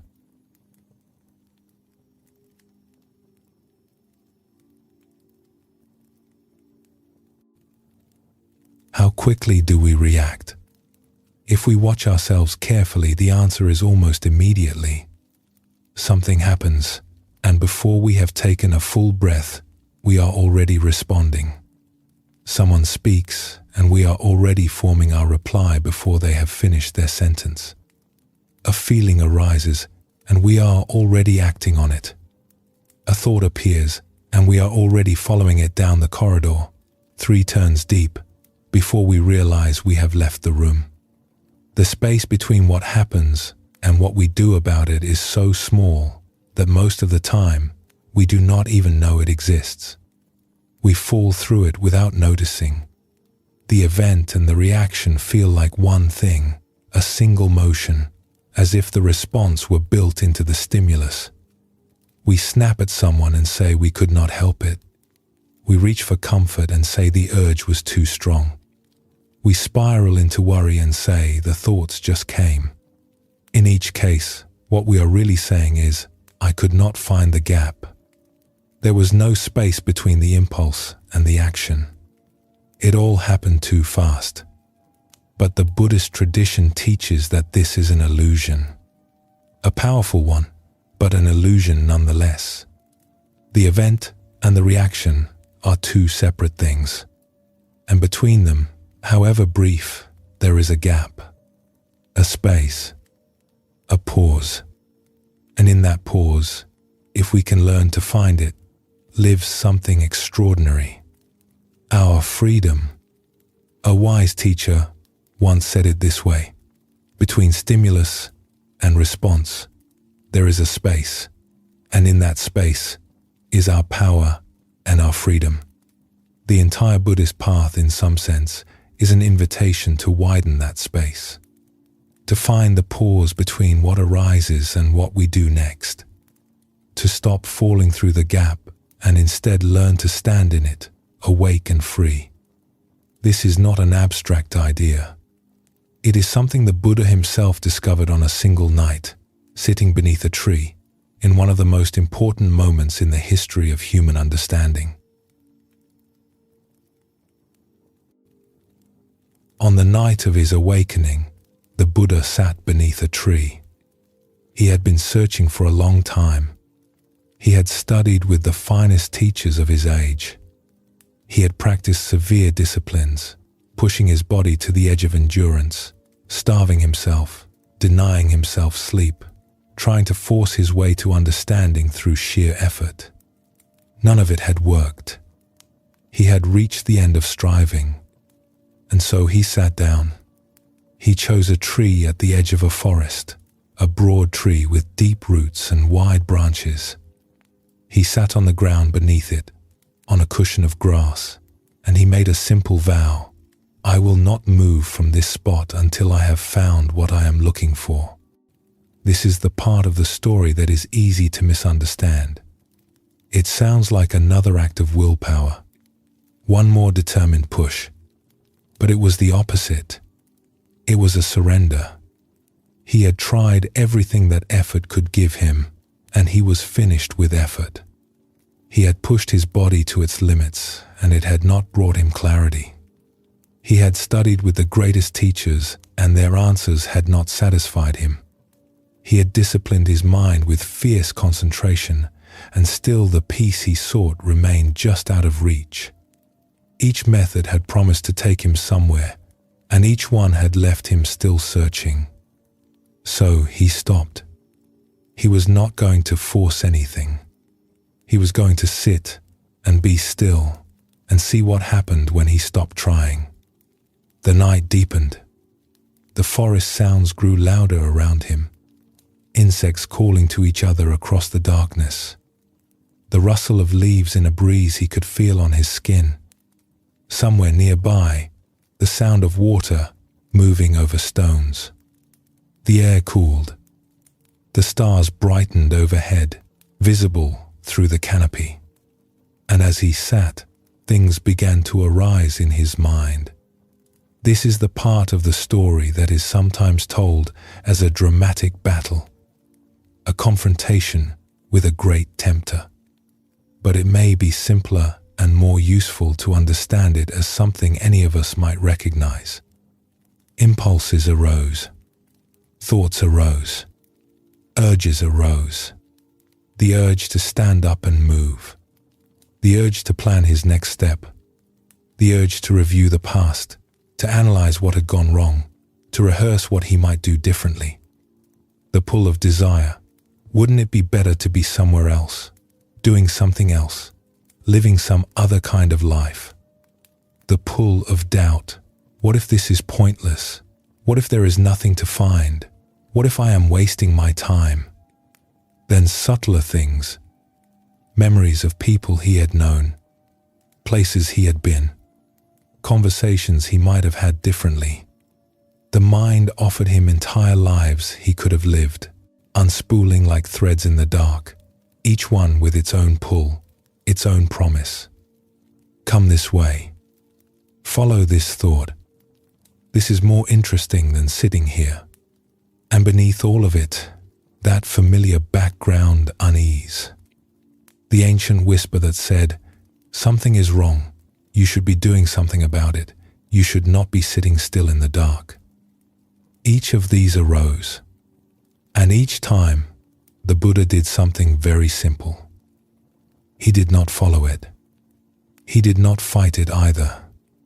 He simply noticed it, let it be there, and did not move. He stayed in the space between the impulse and the action. He sat in the gap. This is the remarkable thing. He did not push the impulses away. He did not argue with them, or analyze them, or try to understand where they came from. He just let them rise, like sounds in the forest, and he let them pass. One after another, through the long hours of the night, desire arose. He stayed. Restlessness arose. He stayed. Fear arose. He stayed. Longing arose. He stayed. Each time, the impulse came, offered itself, and then dissolved when it was not acted on. Like a wave that reaches the shore and, meeting no resistance, simply returns to the sea. And as the night went on, the spaces between the impulses grew wider. The gap that had seemed so narrow at the beginning of the evening slowly opened, like a door swinging wide. The thoughts came less frequently. The urges lost their urgency. And in the growing space between them, something else became apparent. A stillness that had been there all along, beneath the noise, waiting to be noticed. Not something he had created. Something he had uncovered by choosing, again and again, not to leave. By morning, the story says, he was free. Not free from thoughts, not free from feelings, not free from the world. Free in the sense that he could see clearly. He could see the impulse arise, and he could see the space before the response, and he knew, from the long night's experience, that he did not have to fall through that space anymore. He could stand in it. He could rest there. And from that resting place, whatever he chose to do next would come from clarity rather than from habit. This is not a story about an extraordinary person doing something we cannot do. This is a story about a human being discovering something that is available to all of us. The space between stimulus and response. The pause before the reaction. It is there right now, in this moment, between whatever is arising in your experience and whatever you might do about it. What the Buddha found that night was not a special power. It was a recognition. He recognized that the thoughts and impulses that had been driving him his entire life, the same ones that drive all of us, were not commands. They were invitations. And invitations can be declined. We can feel the pull of anger without speaking in anger. We can feel the pull of worry without following the worry to its conclusion. We can feel the urge to escape this moment and choose, gently, to stay. This is not about suppression. The Buddha was very clear about this. He did not teach people to push their feelings down or to pretend they did not exist. He taught them to see their feelings clearly, to hold them in awareness without being controlled by them. There is a great difference between a feeling that is denied and a feeling that is seen. The denied feeling goes underground and returns stronger. The seen feeling rises, is acknowledged, and passes. Like a cloud moving across an open sky. The Buddhist tradition has built an entire practice around learning to find this space. In meditation, we sit and we watch the mind. Thoughts arise, and instead of following them, we notice them and let them go. Feelings arise, and instead of react, wheel from turning, because it will always turn, but to find the still point at its center and rest there. From the hub, we can see the rim clearly. We can see our thoughts and feelings and impulses spinning past without being carried away by them. We can choose which ones to follow and which ones to let go. This is the freedom the Buddha found beneath the tree. The freedom to watch without being swept away. And this is available anywhere. In a conversation that is growing tense. In the moment before we reach for something we know we do not need. In the breath between receiving difficult news and deciding how to respond. Every moment of our lives contains this gap. We simply have to slow down enough to notice it. There is a story about a great leader and teacher who was told by his companions that his schedule was too full. There was too much to do, too many people who needed him, too many problems that demanded his attention. There was no room in his day for stillness. Then I must take twice as much time for prayer and contemplation, he said. His companions thought this was foolish. How could he afford to do less when there was already too much? But he understood something that the rushing mind resists. We do not pause because we have time. We pause because pausing is what makes our time worthwhile. Everything he did, every word he spoke, every decision he made, came from a deeper place when he approached it from stillness rather than from hurry. The pause did not slow his work down. It made his work wiser. You cannot hurry the heart through the space between stimulus and response. That space is where freedom lives. And the heart knows this, even when the mind is racing. Every time we pause, even for one breath, we are sitting beneath the tree. We are choosing not to follow the impulse. We are finding, in the space between, a steadiness and a clarity that no amount of rushing can provide. The pause changes everything, not because it stops the world, but because it changes us. From the pause, we speak differently. We choose differently. We respond to the people in our lives with more patience and more warmth. The same situation that might have triggered a sharp reply becomes, with one breath of space, an opportunity to be kind.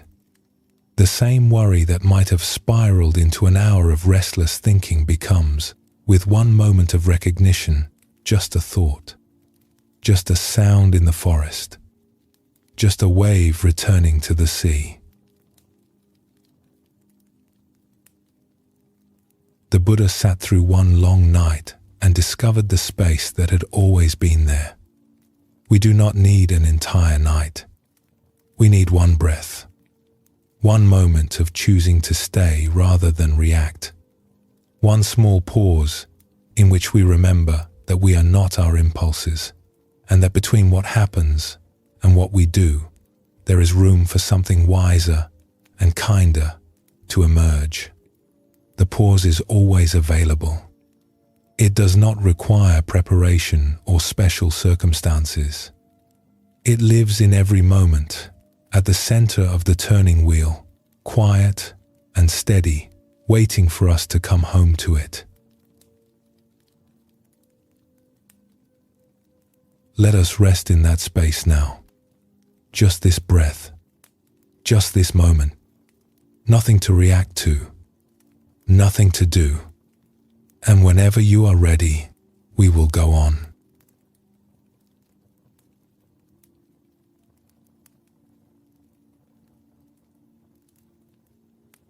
There is a poem by the Sufi mystic Hafiz, and while he comes from a different tradition than the one we have been exploring tonight, his words belong here.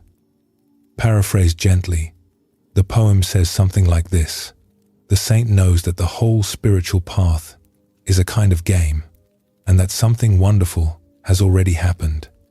And so the saint keeps tripping over joy and bursting into laughter and saying, "I surrender."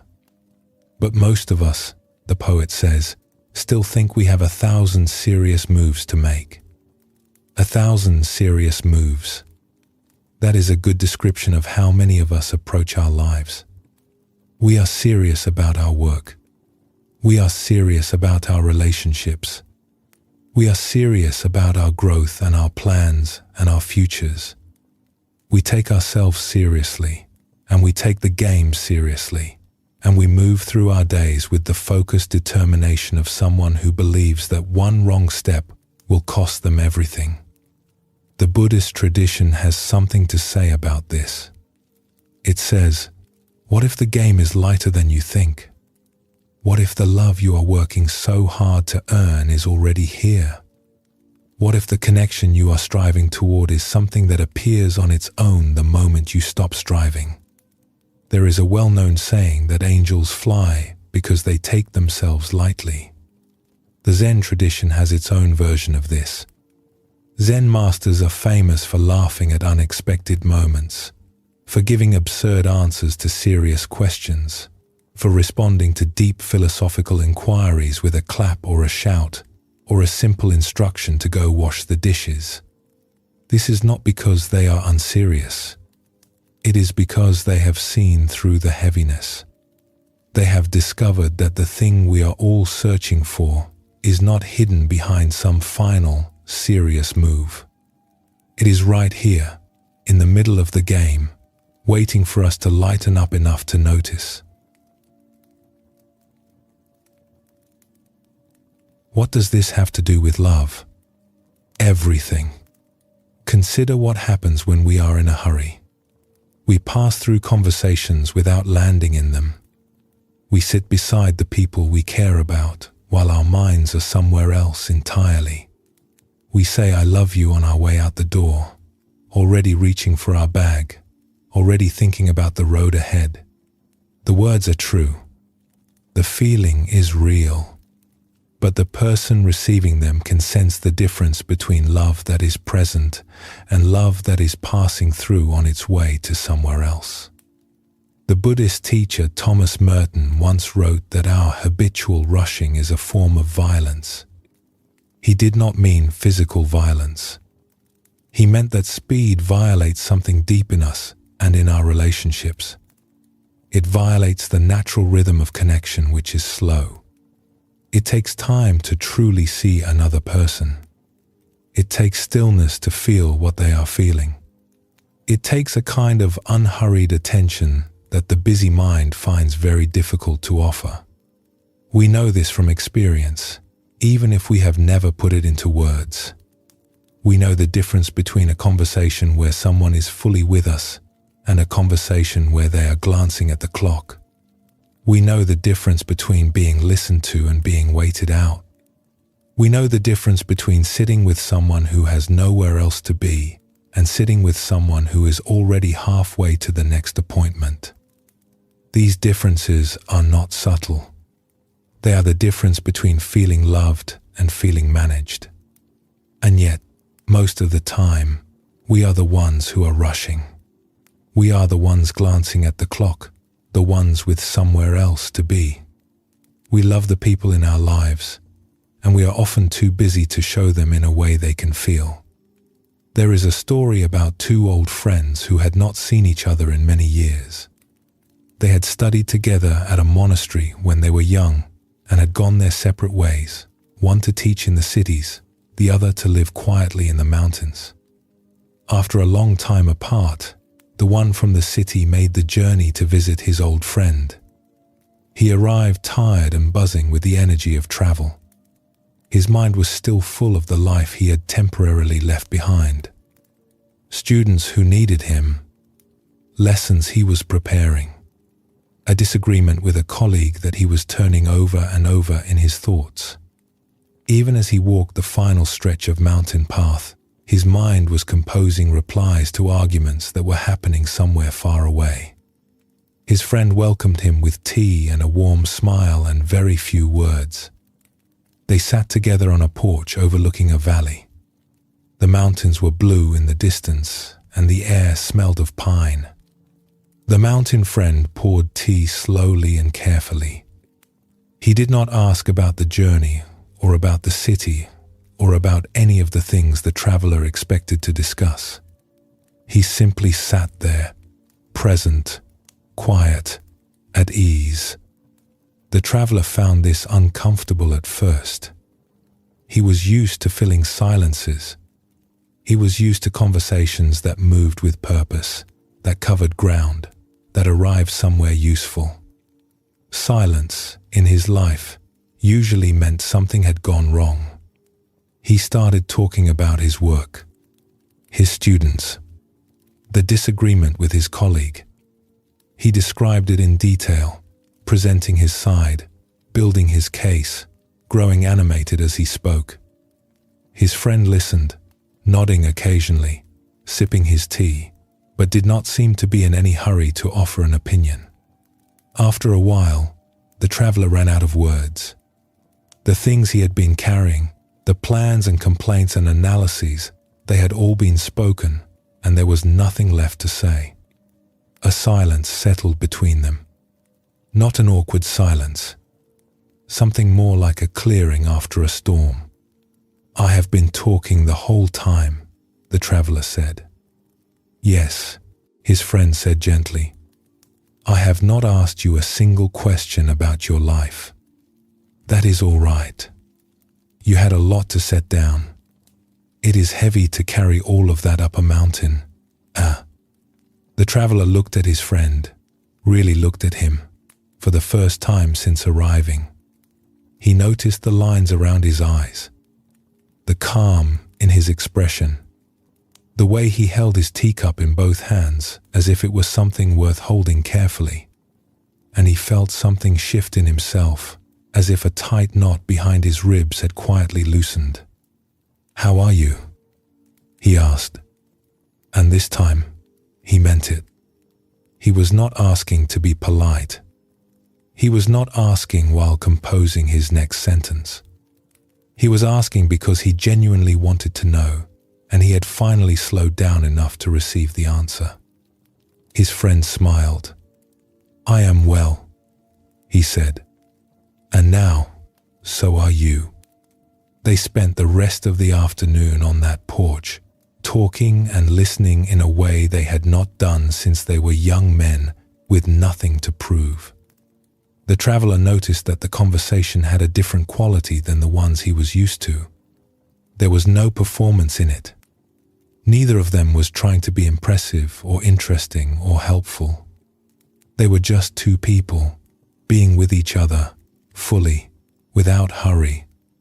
And in that simplicity, the traveler felt a warmth he had not felt in a long time. A sense of being seen, of being, for once, enough just as he was. He noticed something else too. When his friend spoke, the traveler found himself actually listening, not planning his response, not comparing what he heard to his own experience, not waiting for a gap so he could steer the conversation somewhere useful. Just listening. And in that listening, his friend's words seemed to land differently. They carried more weight. They reached deeper. It was as if the simple act of paying attention had opened a door that his usual busy mind kept firmly shut. On the walk back down the mountain the next morning, the traveler thought about this. He thought about how many conversations he had in a given week and how few of them felt like the one on the porch. Most of his conversations were transactions, exchanges of information, negotiations of plans, quick check-ins conducted while both people were already moving on to the next thing. They were efficient, they were productive, and they were almost entirely empty of the warmth he had felt on that porch. He wondered how much love he had been walking past, simply because he had never slowed down enough to receive it. This is what happens when we slow down enough to let love in. Because love, the Buddhist tradition teaches, is not something we manufacture. It is not something we earn or achieve through effort. Love is what the heart does when it is no longer rushed. It is what remains when we stop performing, stop proving, stop trying to be something other than what we are. The Buddha spoke of a quality called metta, which is often translated as loving kindness. Metta is not the dramatic, passionate love of stories and songs. It is something quieter and more durable. It is the simple wish for another person's happiness, the willingness to see them clearly, without judgment, and to care about what we see. And it begins, always, with slowing down. We cannot feel metta in a hurry. We cannot wish someone well while we are racing past them. The heart has to settle first. It has to arrive in the moment, fully, before it can open to another person. This is why the practice of metta in the Buddhist tradition begins with stillness. We sit, we breathe, we let the mind calm, and then, from that calm, we extend a simple wish. May you be happy, may you be at peace. It is not forced. It is not performed. It is a natural movement of the heart that happens when we give it room, as naturally as water flows downhill when nothing is blocking it. The Buddha said that metta is the most powerful force in the world, and it does not require effort to produce. It requires only the removal of what is blocking it. The rushing, the planning, the performing, the defending, all of these are walls we have built around the heart, usually without meaning to. When we slow down, when we stop building, the walls thin, and what comes through is not something we have to create. It is something that was always there. You cannot hurry the heart into love. Love is not a task to be completed or a goal to be reached. It is more like a flower that opens when the conditions are right, when there is warmth and light and enough stillness for the opening to happen on its own. Our job is not to force the opening.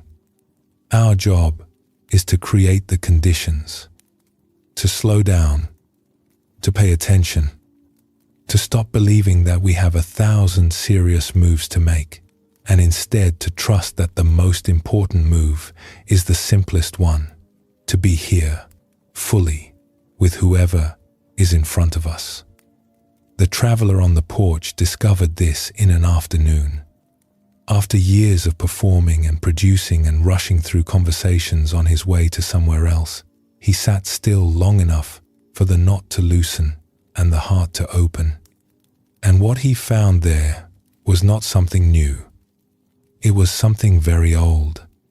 A connection that had been waiting patiently all that time for him to arrive. The Zen tradition sometimes speaks of the heart wide as the world.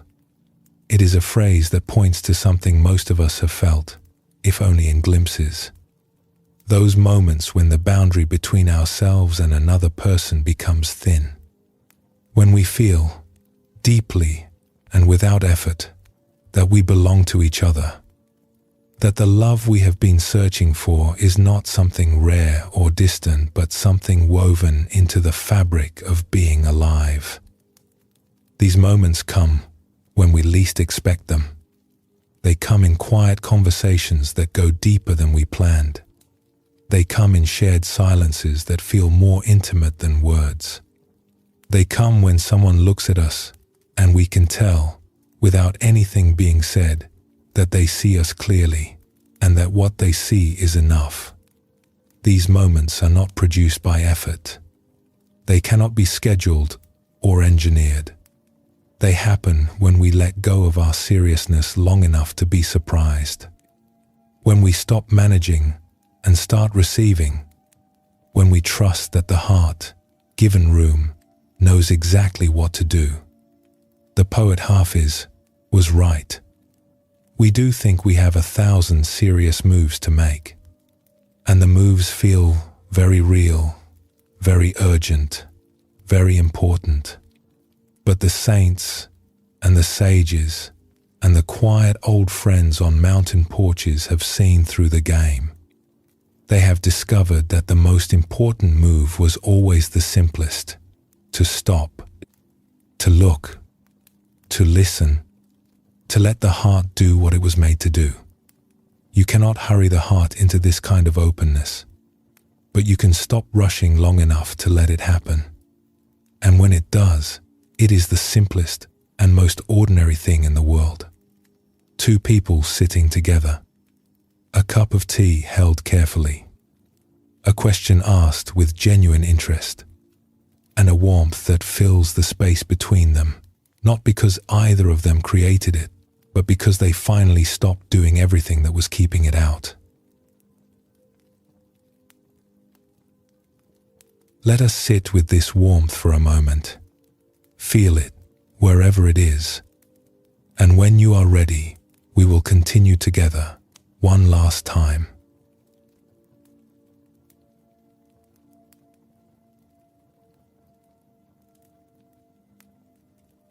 There is a question that lives at the heart of the Zen tradition.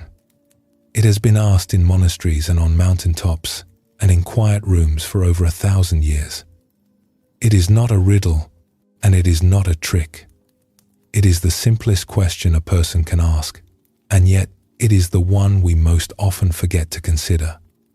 The question is this: who is aware right now? Not what are you thinking, not what are you feeling, not what happened today or what might happen tomorrow. But right now, in this moment, who is the one who is aware of all of it? Who is hearing these words? Who is feeling the weight of the body? Who is noticing the breath, the sounds in the room, the quality of this particular moment? We spend our whole lives paying attention to the contents of our experience, the thoughts, the feelings, the plans, the worries, the joys. We catalogue them. We analyze them. We chase some and flee from others. We build entire identities around them. But we rarely turn around and look at the one who is paying attention. We are so absorbed in what we are seeing that we forget to ask who is seeing. It is a strange kind of forgetting. Imagine spending your entire life watching a film, so captivated by the story on the screen that you forget you are sitting in a seat, in a room, with the light of the projector behind you. The film is vivid and compelling, and it has been playing for as long as you can remember. But it is not the whole of reality.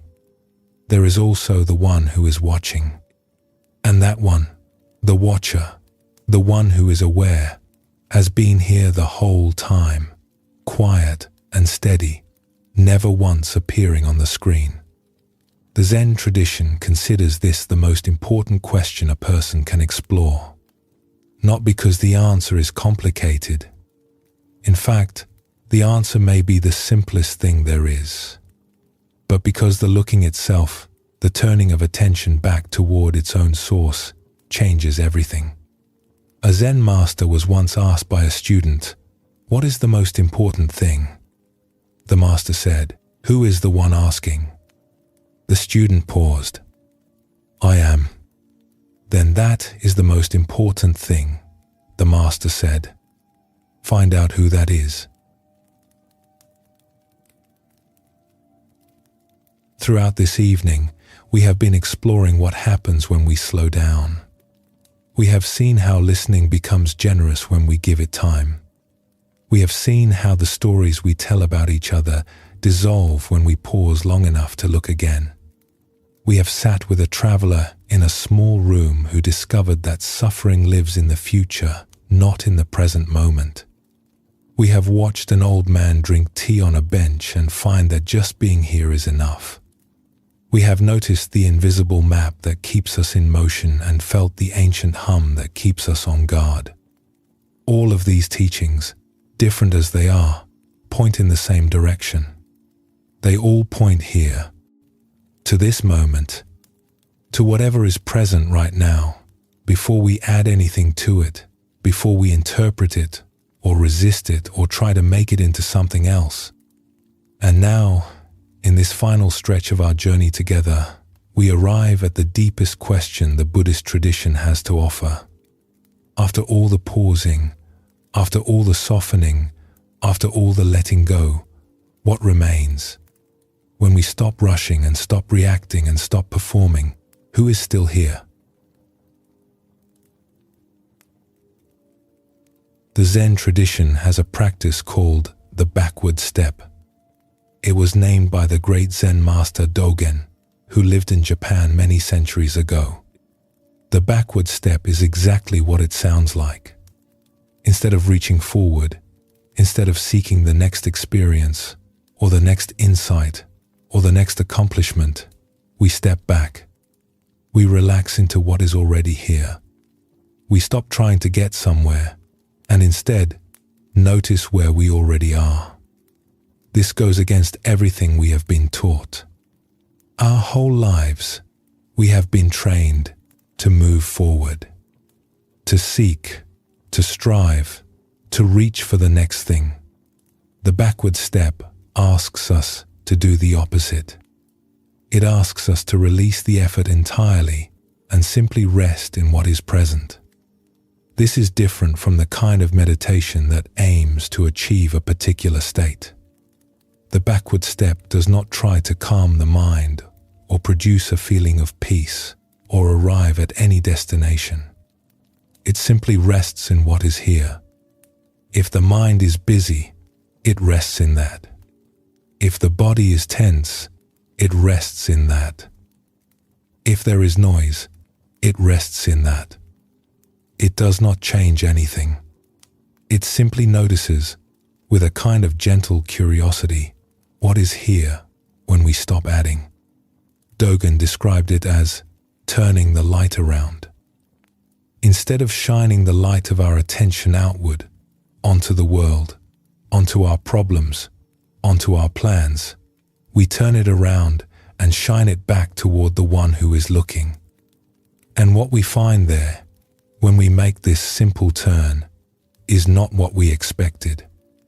We expected to find a self. a person with a history and a set of qualities and a long list of worries. But what we actually find is something more open than that, something more spacious. We find awareness itself, without any particular shape, without any particular content, just the simple, clear fact of being present, being here, being awake.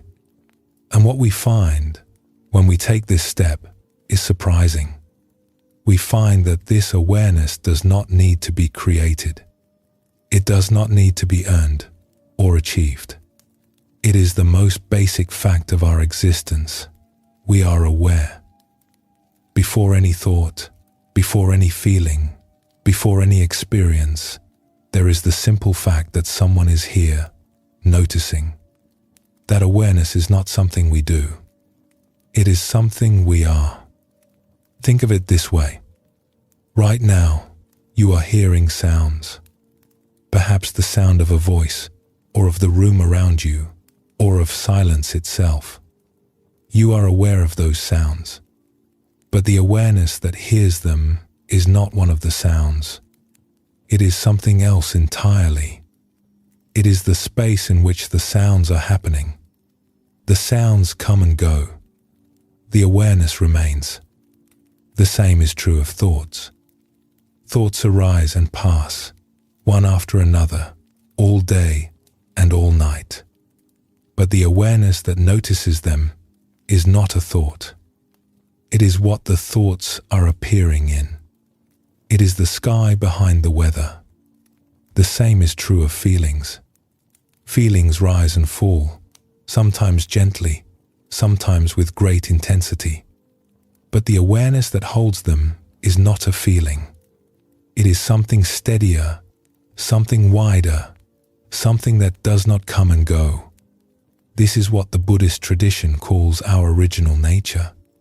The Zen teachers sometimes call it the face you had before your parents were born, a poetic way of saying the awareness that is here before any story about who you are, before any identity, before any name or role or history.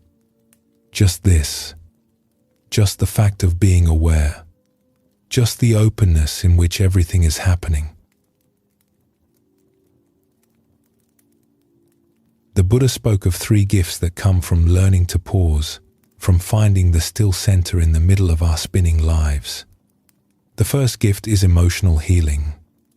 When we stop rushing and turn toward what we are feeling, even when what we are feeling is difficult, something begins to soften. We have touched on this throughout this evening. When we meet our experience with honesty rather than resistance, when we say it is like this, and allow the moment to be what it is, the experience changes. It does not disappear, but it shifts. Pain that is met with presence becomes something we can hold. Grief that is held in awareness reveals, beneath its surface, a love that has not gone anywhere. Restlessness that is met with understanding loses its sharp edges. The heart heals, not because we fix it, but because we finally stop interfering with its natural movement toward wholeness. This healing is quiet work. It does not announce itself. It happens in the small spaces where we choose to stay rather than flee. A moment of discomfort breathed into rather than avoided. A wave of sadness allowed to come and allowed to go. Over time, these small acts of staying accumulate into something larger, a trust in our own capacity to meet what arises, a faith that we can bear what is here and that bearing it is not the same as suffering from it. The second gift is the capacity to love. When we slow down, we become available to the people around us in a way that busyness makes impossible. We stop performing and start being present. We stop preparing our next sentence and start hearing the one being spoken to us. We stop looking past the person in front of us and start seeing them. Love, the Buddhist tradition teaches, is not something we produce through effort. It is something that flows naturally when we remove what is blocking it. The rushing blocks it. The performing blocks it. The self-consciousness blocks it. But when these fall away, even briefly, what remains is a warmth that does not need to be manufactured. It is already here, already moving, already reaching toward the people in our lives. We just need to get out of its way. The third gift is the deepest. It is what the Zen tradition calls recognition. Not the recognition of something new, but the recognition of something that was always here. Our own awareness, our own presence, the simple, luminous fact of being. This is the gift the backward step reveals. When we stop reaching forward and relax into what is here, we find that what is here is vast. It is not the small, confined, worried self we have been carrying around. It is something much wider than that. It is the awareness in which the whole drama of our lives is playing out. The sky in which all the weather happens. And this sky, this awareness, has never been damaged by the weather. It has never been hurried or rushed or diminished. It has been here, steady and open, through every moment of our lives, waiting for us to notice. The Zen tradition speaks of this recognition with great simplicity. A master was once asked, "What is enlightenment?" He said, "When you are hungry, eat. When you are tired, sleep."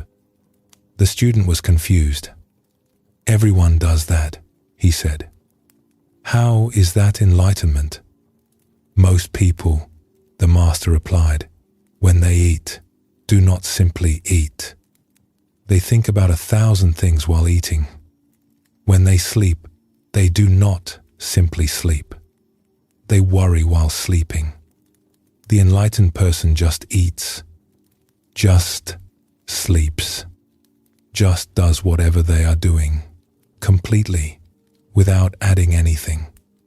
This is not a distant, unattainable state. This is what happens naturally when we stop adding to the moment. When we stop laying our stories and worries and plans on top of what is here. What remains is vivid. What remains is simple. What remains is alive. The Zen master Bankei used to tell his students, "Your mind is originally unborn and undying.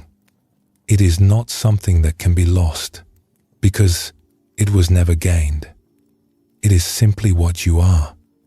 His students would argue with him. They would say, "But my mind is full of confusion and anger and desire." And he would say, "Yes. And what is it that is aware of the confusion? What is it that notices the anger? That awareness is your unborn mind.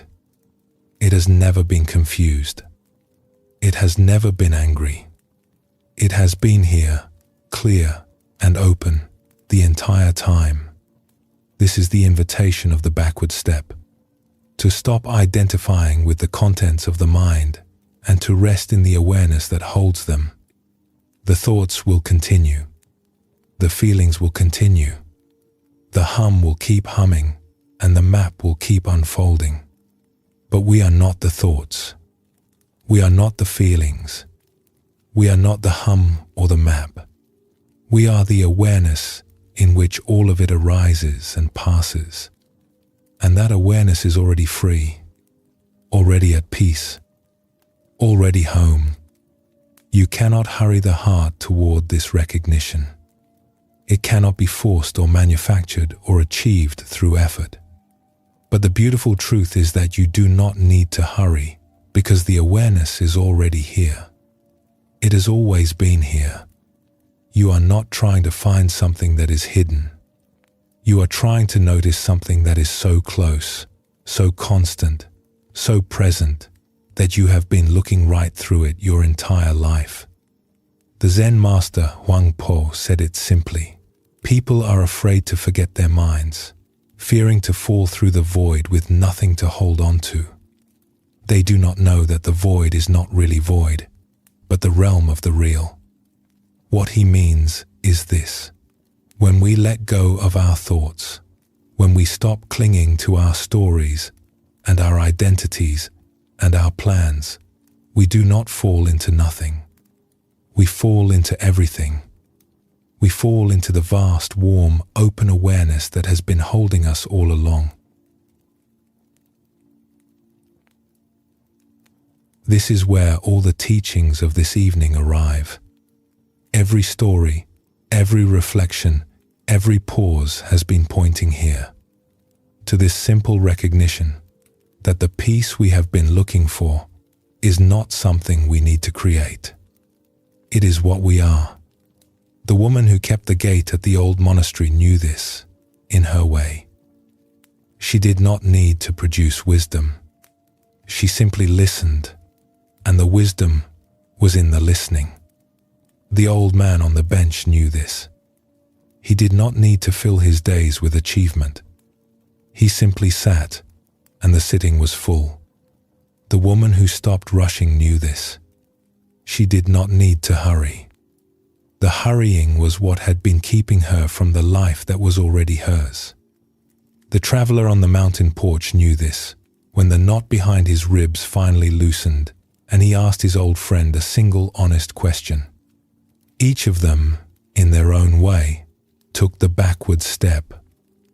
They stopped reaching for the next thing. They stopped performing. They stopped running.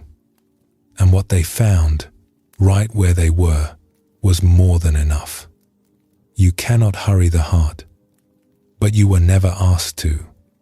The heart has its own pace, its own rhythm, its own quiet way of opening. And when it opens, what it finds is not something far away or hard to reach. It is this breath, this moment, this awareness that has been here, faithful and steady, through every experience of our lives, waiting for us to slow down enough to feel it. The Zen tradition has a final teaching that may be the gentlest of all. It says, "You are already home. You have always been home. You just forgot, for a while, to look around. Look around now. Feel this moment. Feel your own presence. And know that whatever you find here is enough. It has always been enough."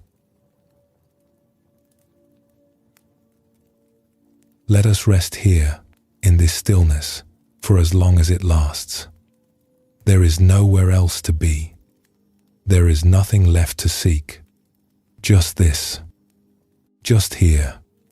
Just the quiet fact of being alive, and being aware, and being home.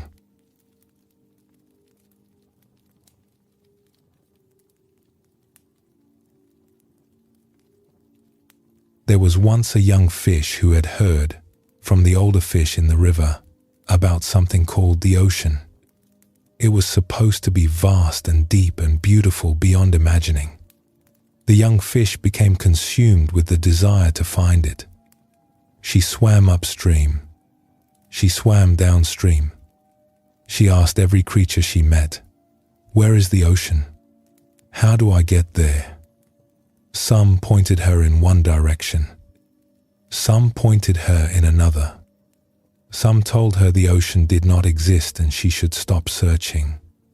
She did not stop. She swam past reeds and over stones and through currents that pulled her sideways.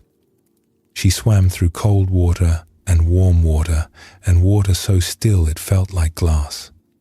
She swam until her fins ached, and then she swam further. Because the ocean was out there somewhere and she was going to find it. Along the way, she met a heron standing in the shallows. "Do you know where the ocean is?" she asked. "I have seen many waters," the heron said. "Keep swimming downstream. You will find it eventually." She swam downstream for many days. The river widened. The banks grew further apart. The water changed color. But she did not feel like she had arrived anywhere. She still felt like a fish in a river, searching. She met a frog sitting on a lily pad. "Do you know where the ocean is?" she asked. "I have heard of it," the frog said, "but I have never been there. I think it is very far from here." She swam on. She swam through seasons. She swam through rain and through sunlight and through long, quiet nights when the stars reflected on the surface above her. She grew older. She grew tired, and still the ocean was nowhere to be found. One day, exhausted and beginning to wonder if the whole search had been a mistake, she came upon an old turtle resting on a rock in the shallows. "Please," she said, "I have been swimming my whole life, looking for the ocean. Can you tell me where it is?" The turtle looked at her for a long time. He did not seem to be in any hurry to answer. Then he said, gently, "My dear, you are in it." "That is not possible," she said. "This is just water." "Yes," the turtle said, "it is just water, and the ocean is just water. You have been swimming in it since the day you were born." The fish was quiet. She looked around. The water she had been swimming through her entire life, the water she breathed, the water she slept in, the water that held her and carried her and surrounded her on every side, that was the ocean. It had always been the ocean. She had been searching for the thing she had never left. "But if I have been in it the whole time," she said slowly, "then why could I not feel it?" "Because you were swimming too fast," the turtle said. The fish floated there for a long time. She felt the water around her, really felt it for the first time. It was warm. It was gentle. It was holding her up without being asked. She had spent her whole life racing through this, chasing something she imagined was grander, more beautiful, more complete than what she already had. And what she already had was the ocean. "What do I do now?" she asked the turtle. He closed his eyes and settled deeper onto his rock. "Now," he said, "you swim. The same as before. But this time, you know where you are."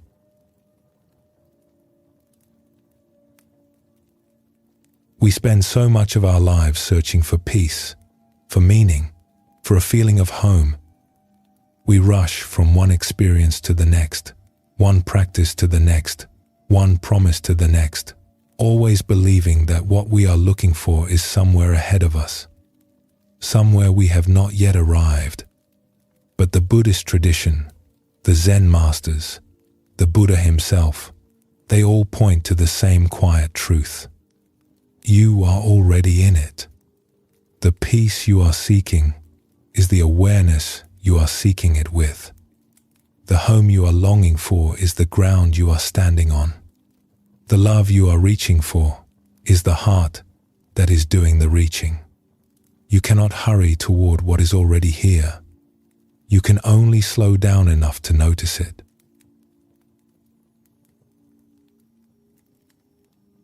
Tonight we walked a long and quiet road together. We sat with a gatekeeper who listened without hurry and taught a young boy that presence is the deepest form of generosity. We shared a bowl with a stranger at a crossroads inn and discovered that the stories we tell about each other are often more fiction than fact. We lay in a small room with a fever and found that the present moment, met with honesty, held more stillness than we expected. We drank tea with an old man who had stopped rushing and found that just being here, just this, was more than enough. We looked at the invisible map we all carry, the one that tells us peace is always one stop ahead, and we met a weaver who learned to set the loom down and feel the ground beneath her feet. We sat with a woman who had one season and no time to rush, and watched as her ordinary life revealed itself to be extraordinary. We felt the ancient hum that keeps us watchful and learned to meet it with kindness rather than frustration. We sat beneath a tree through a long night and found the space between every impulse and every reaction, the space where freedom lives. We slowed down enough to let love in, on a mountain porch, between two old friends who remembered how to simply be together. And in the end, we turned around and asked the simplest question of all, who is here? And what we found was not something new. It was something that had been present all along. The awareness behind every thought, the stillness beneath every sound, the open, quiet heart that was waiting patiently for us to stop rushing long enough to feel it. Each of these teachings, different as they are, circles the same center. The gatekeeper and the turtle are saying the same thing.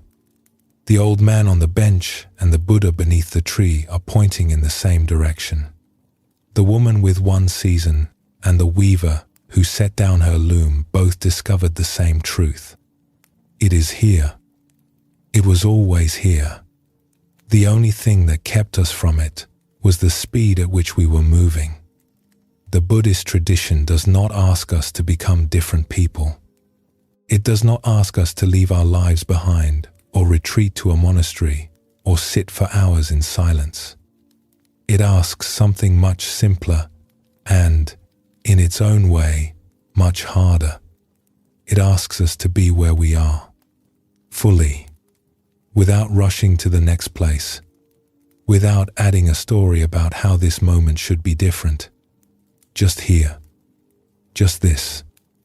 And when we do that, even briefly, even for a single breath, something shifts. The world does not change, but we do. We soften, we settle, we find that the ground we are standing on has been solid all along.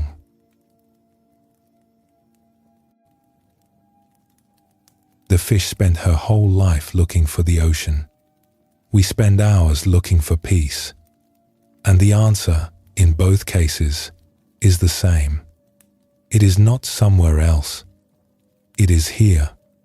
It has always been here. We are swimming in it right now. You cannot hurry the heart, but you do not need to. The heart is already beating. The breath is already moving. The awareness is already awake. All that is left is to rest in what is already true and to let this moment, just as it is, be enough. May the teachings of this evening settle into you gently. May the stories stay with you as long as they are useful and then dissolve like morning fog when they are no longer needed. May you carry with you, if nothing else, the quiet permission to slow down, to pause, to be here, to trust that the ocean has been holding you all along. And if you remember only one thing from tonight, let it be this: you do not need to search for what you already are. You do not need to hurry toward what is already here. You are the ocean. You have always been the ocean. And all that is left is to rest in that knowing and to let it carry you wherever you need to go. Sleep well,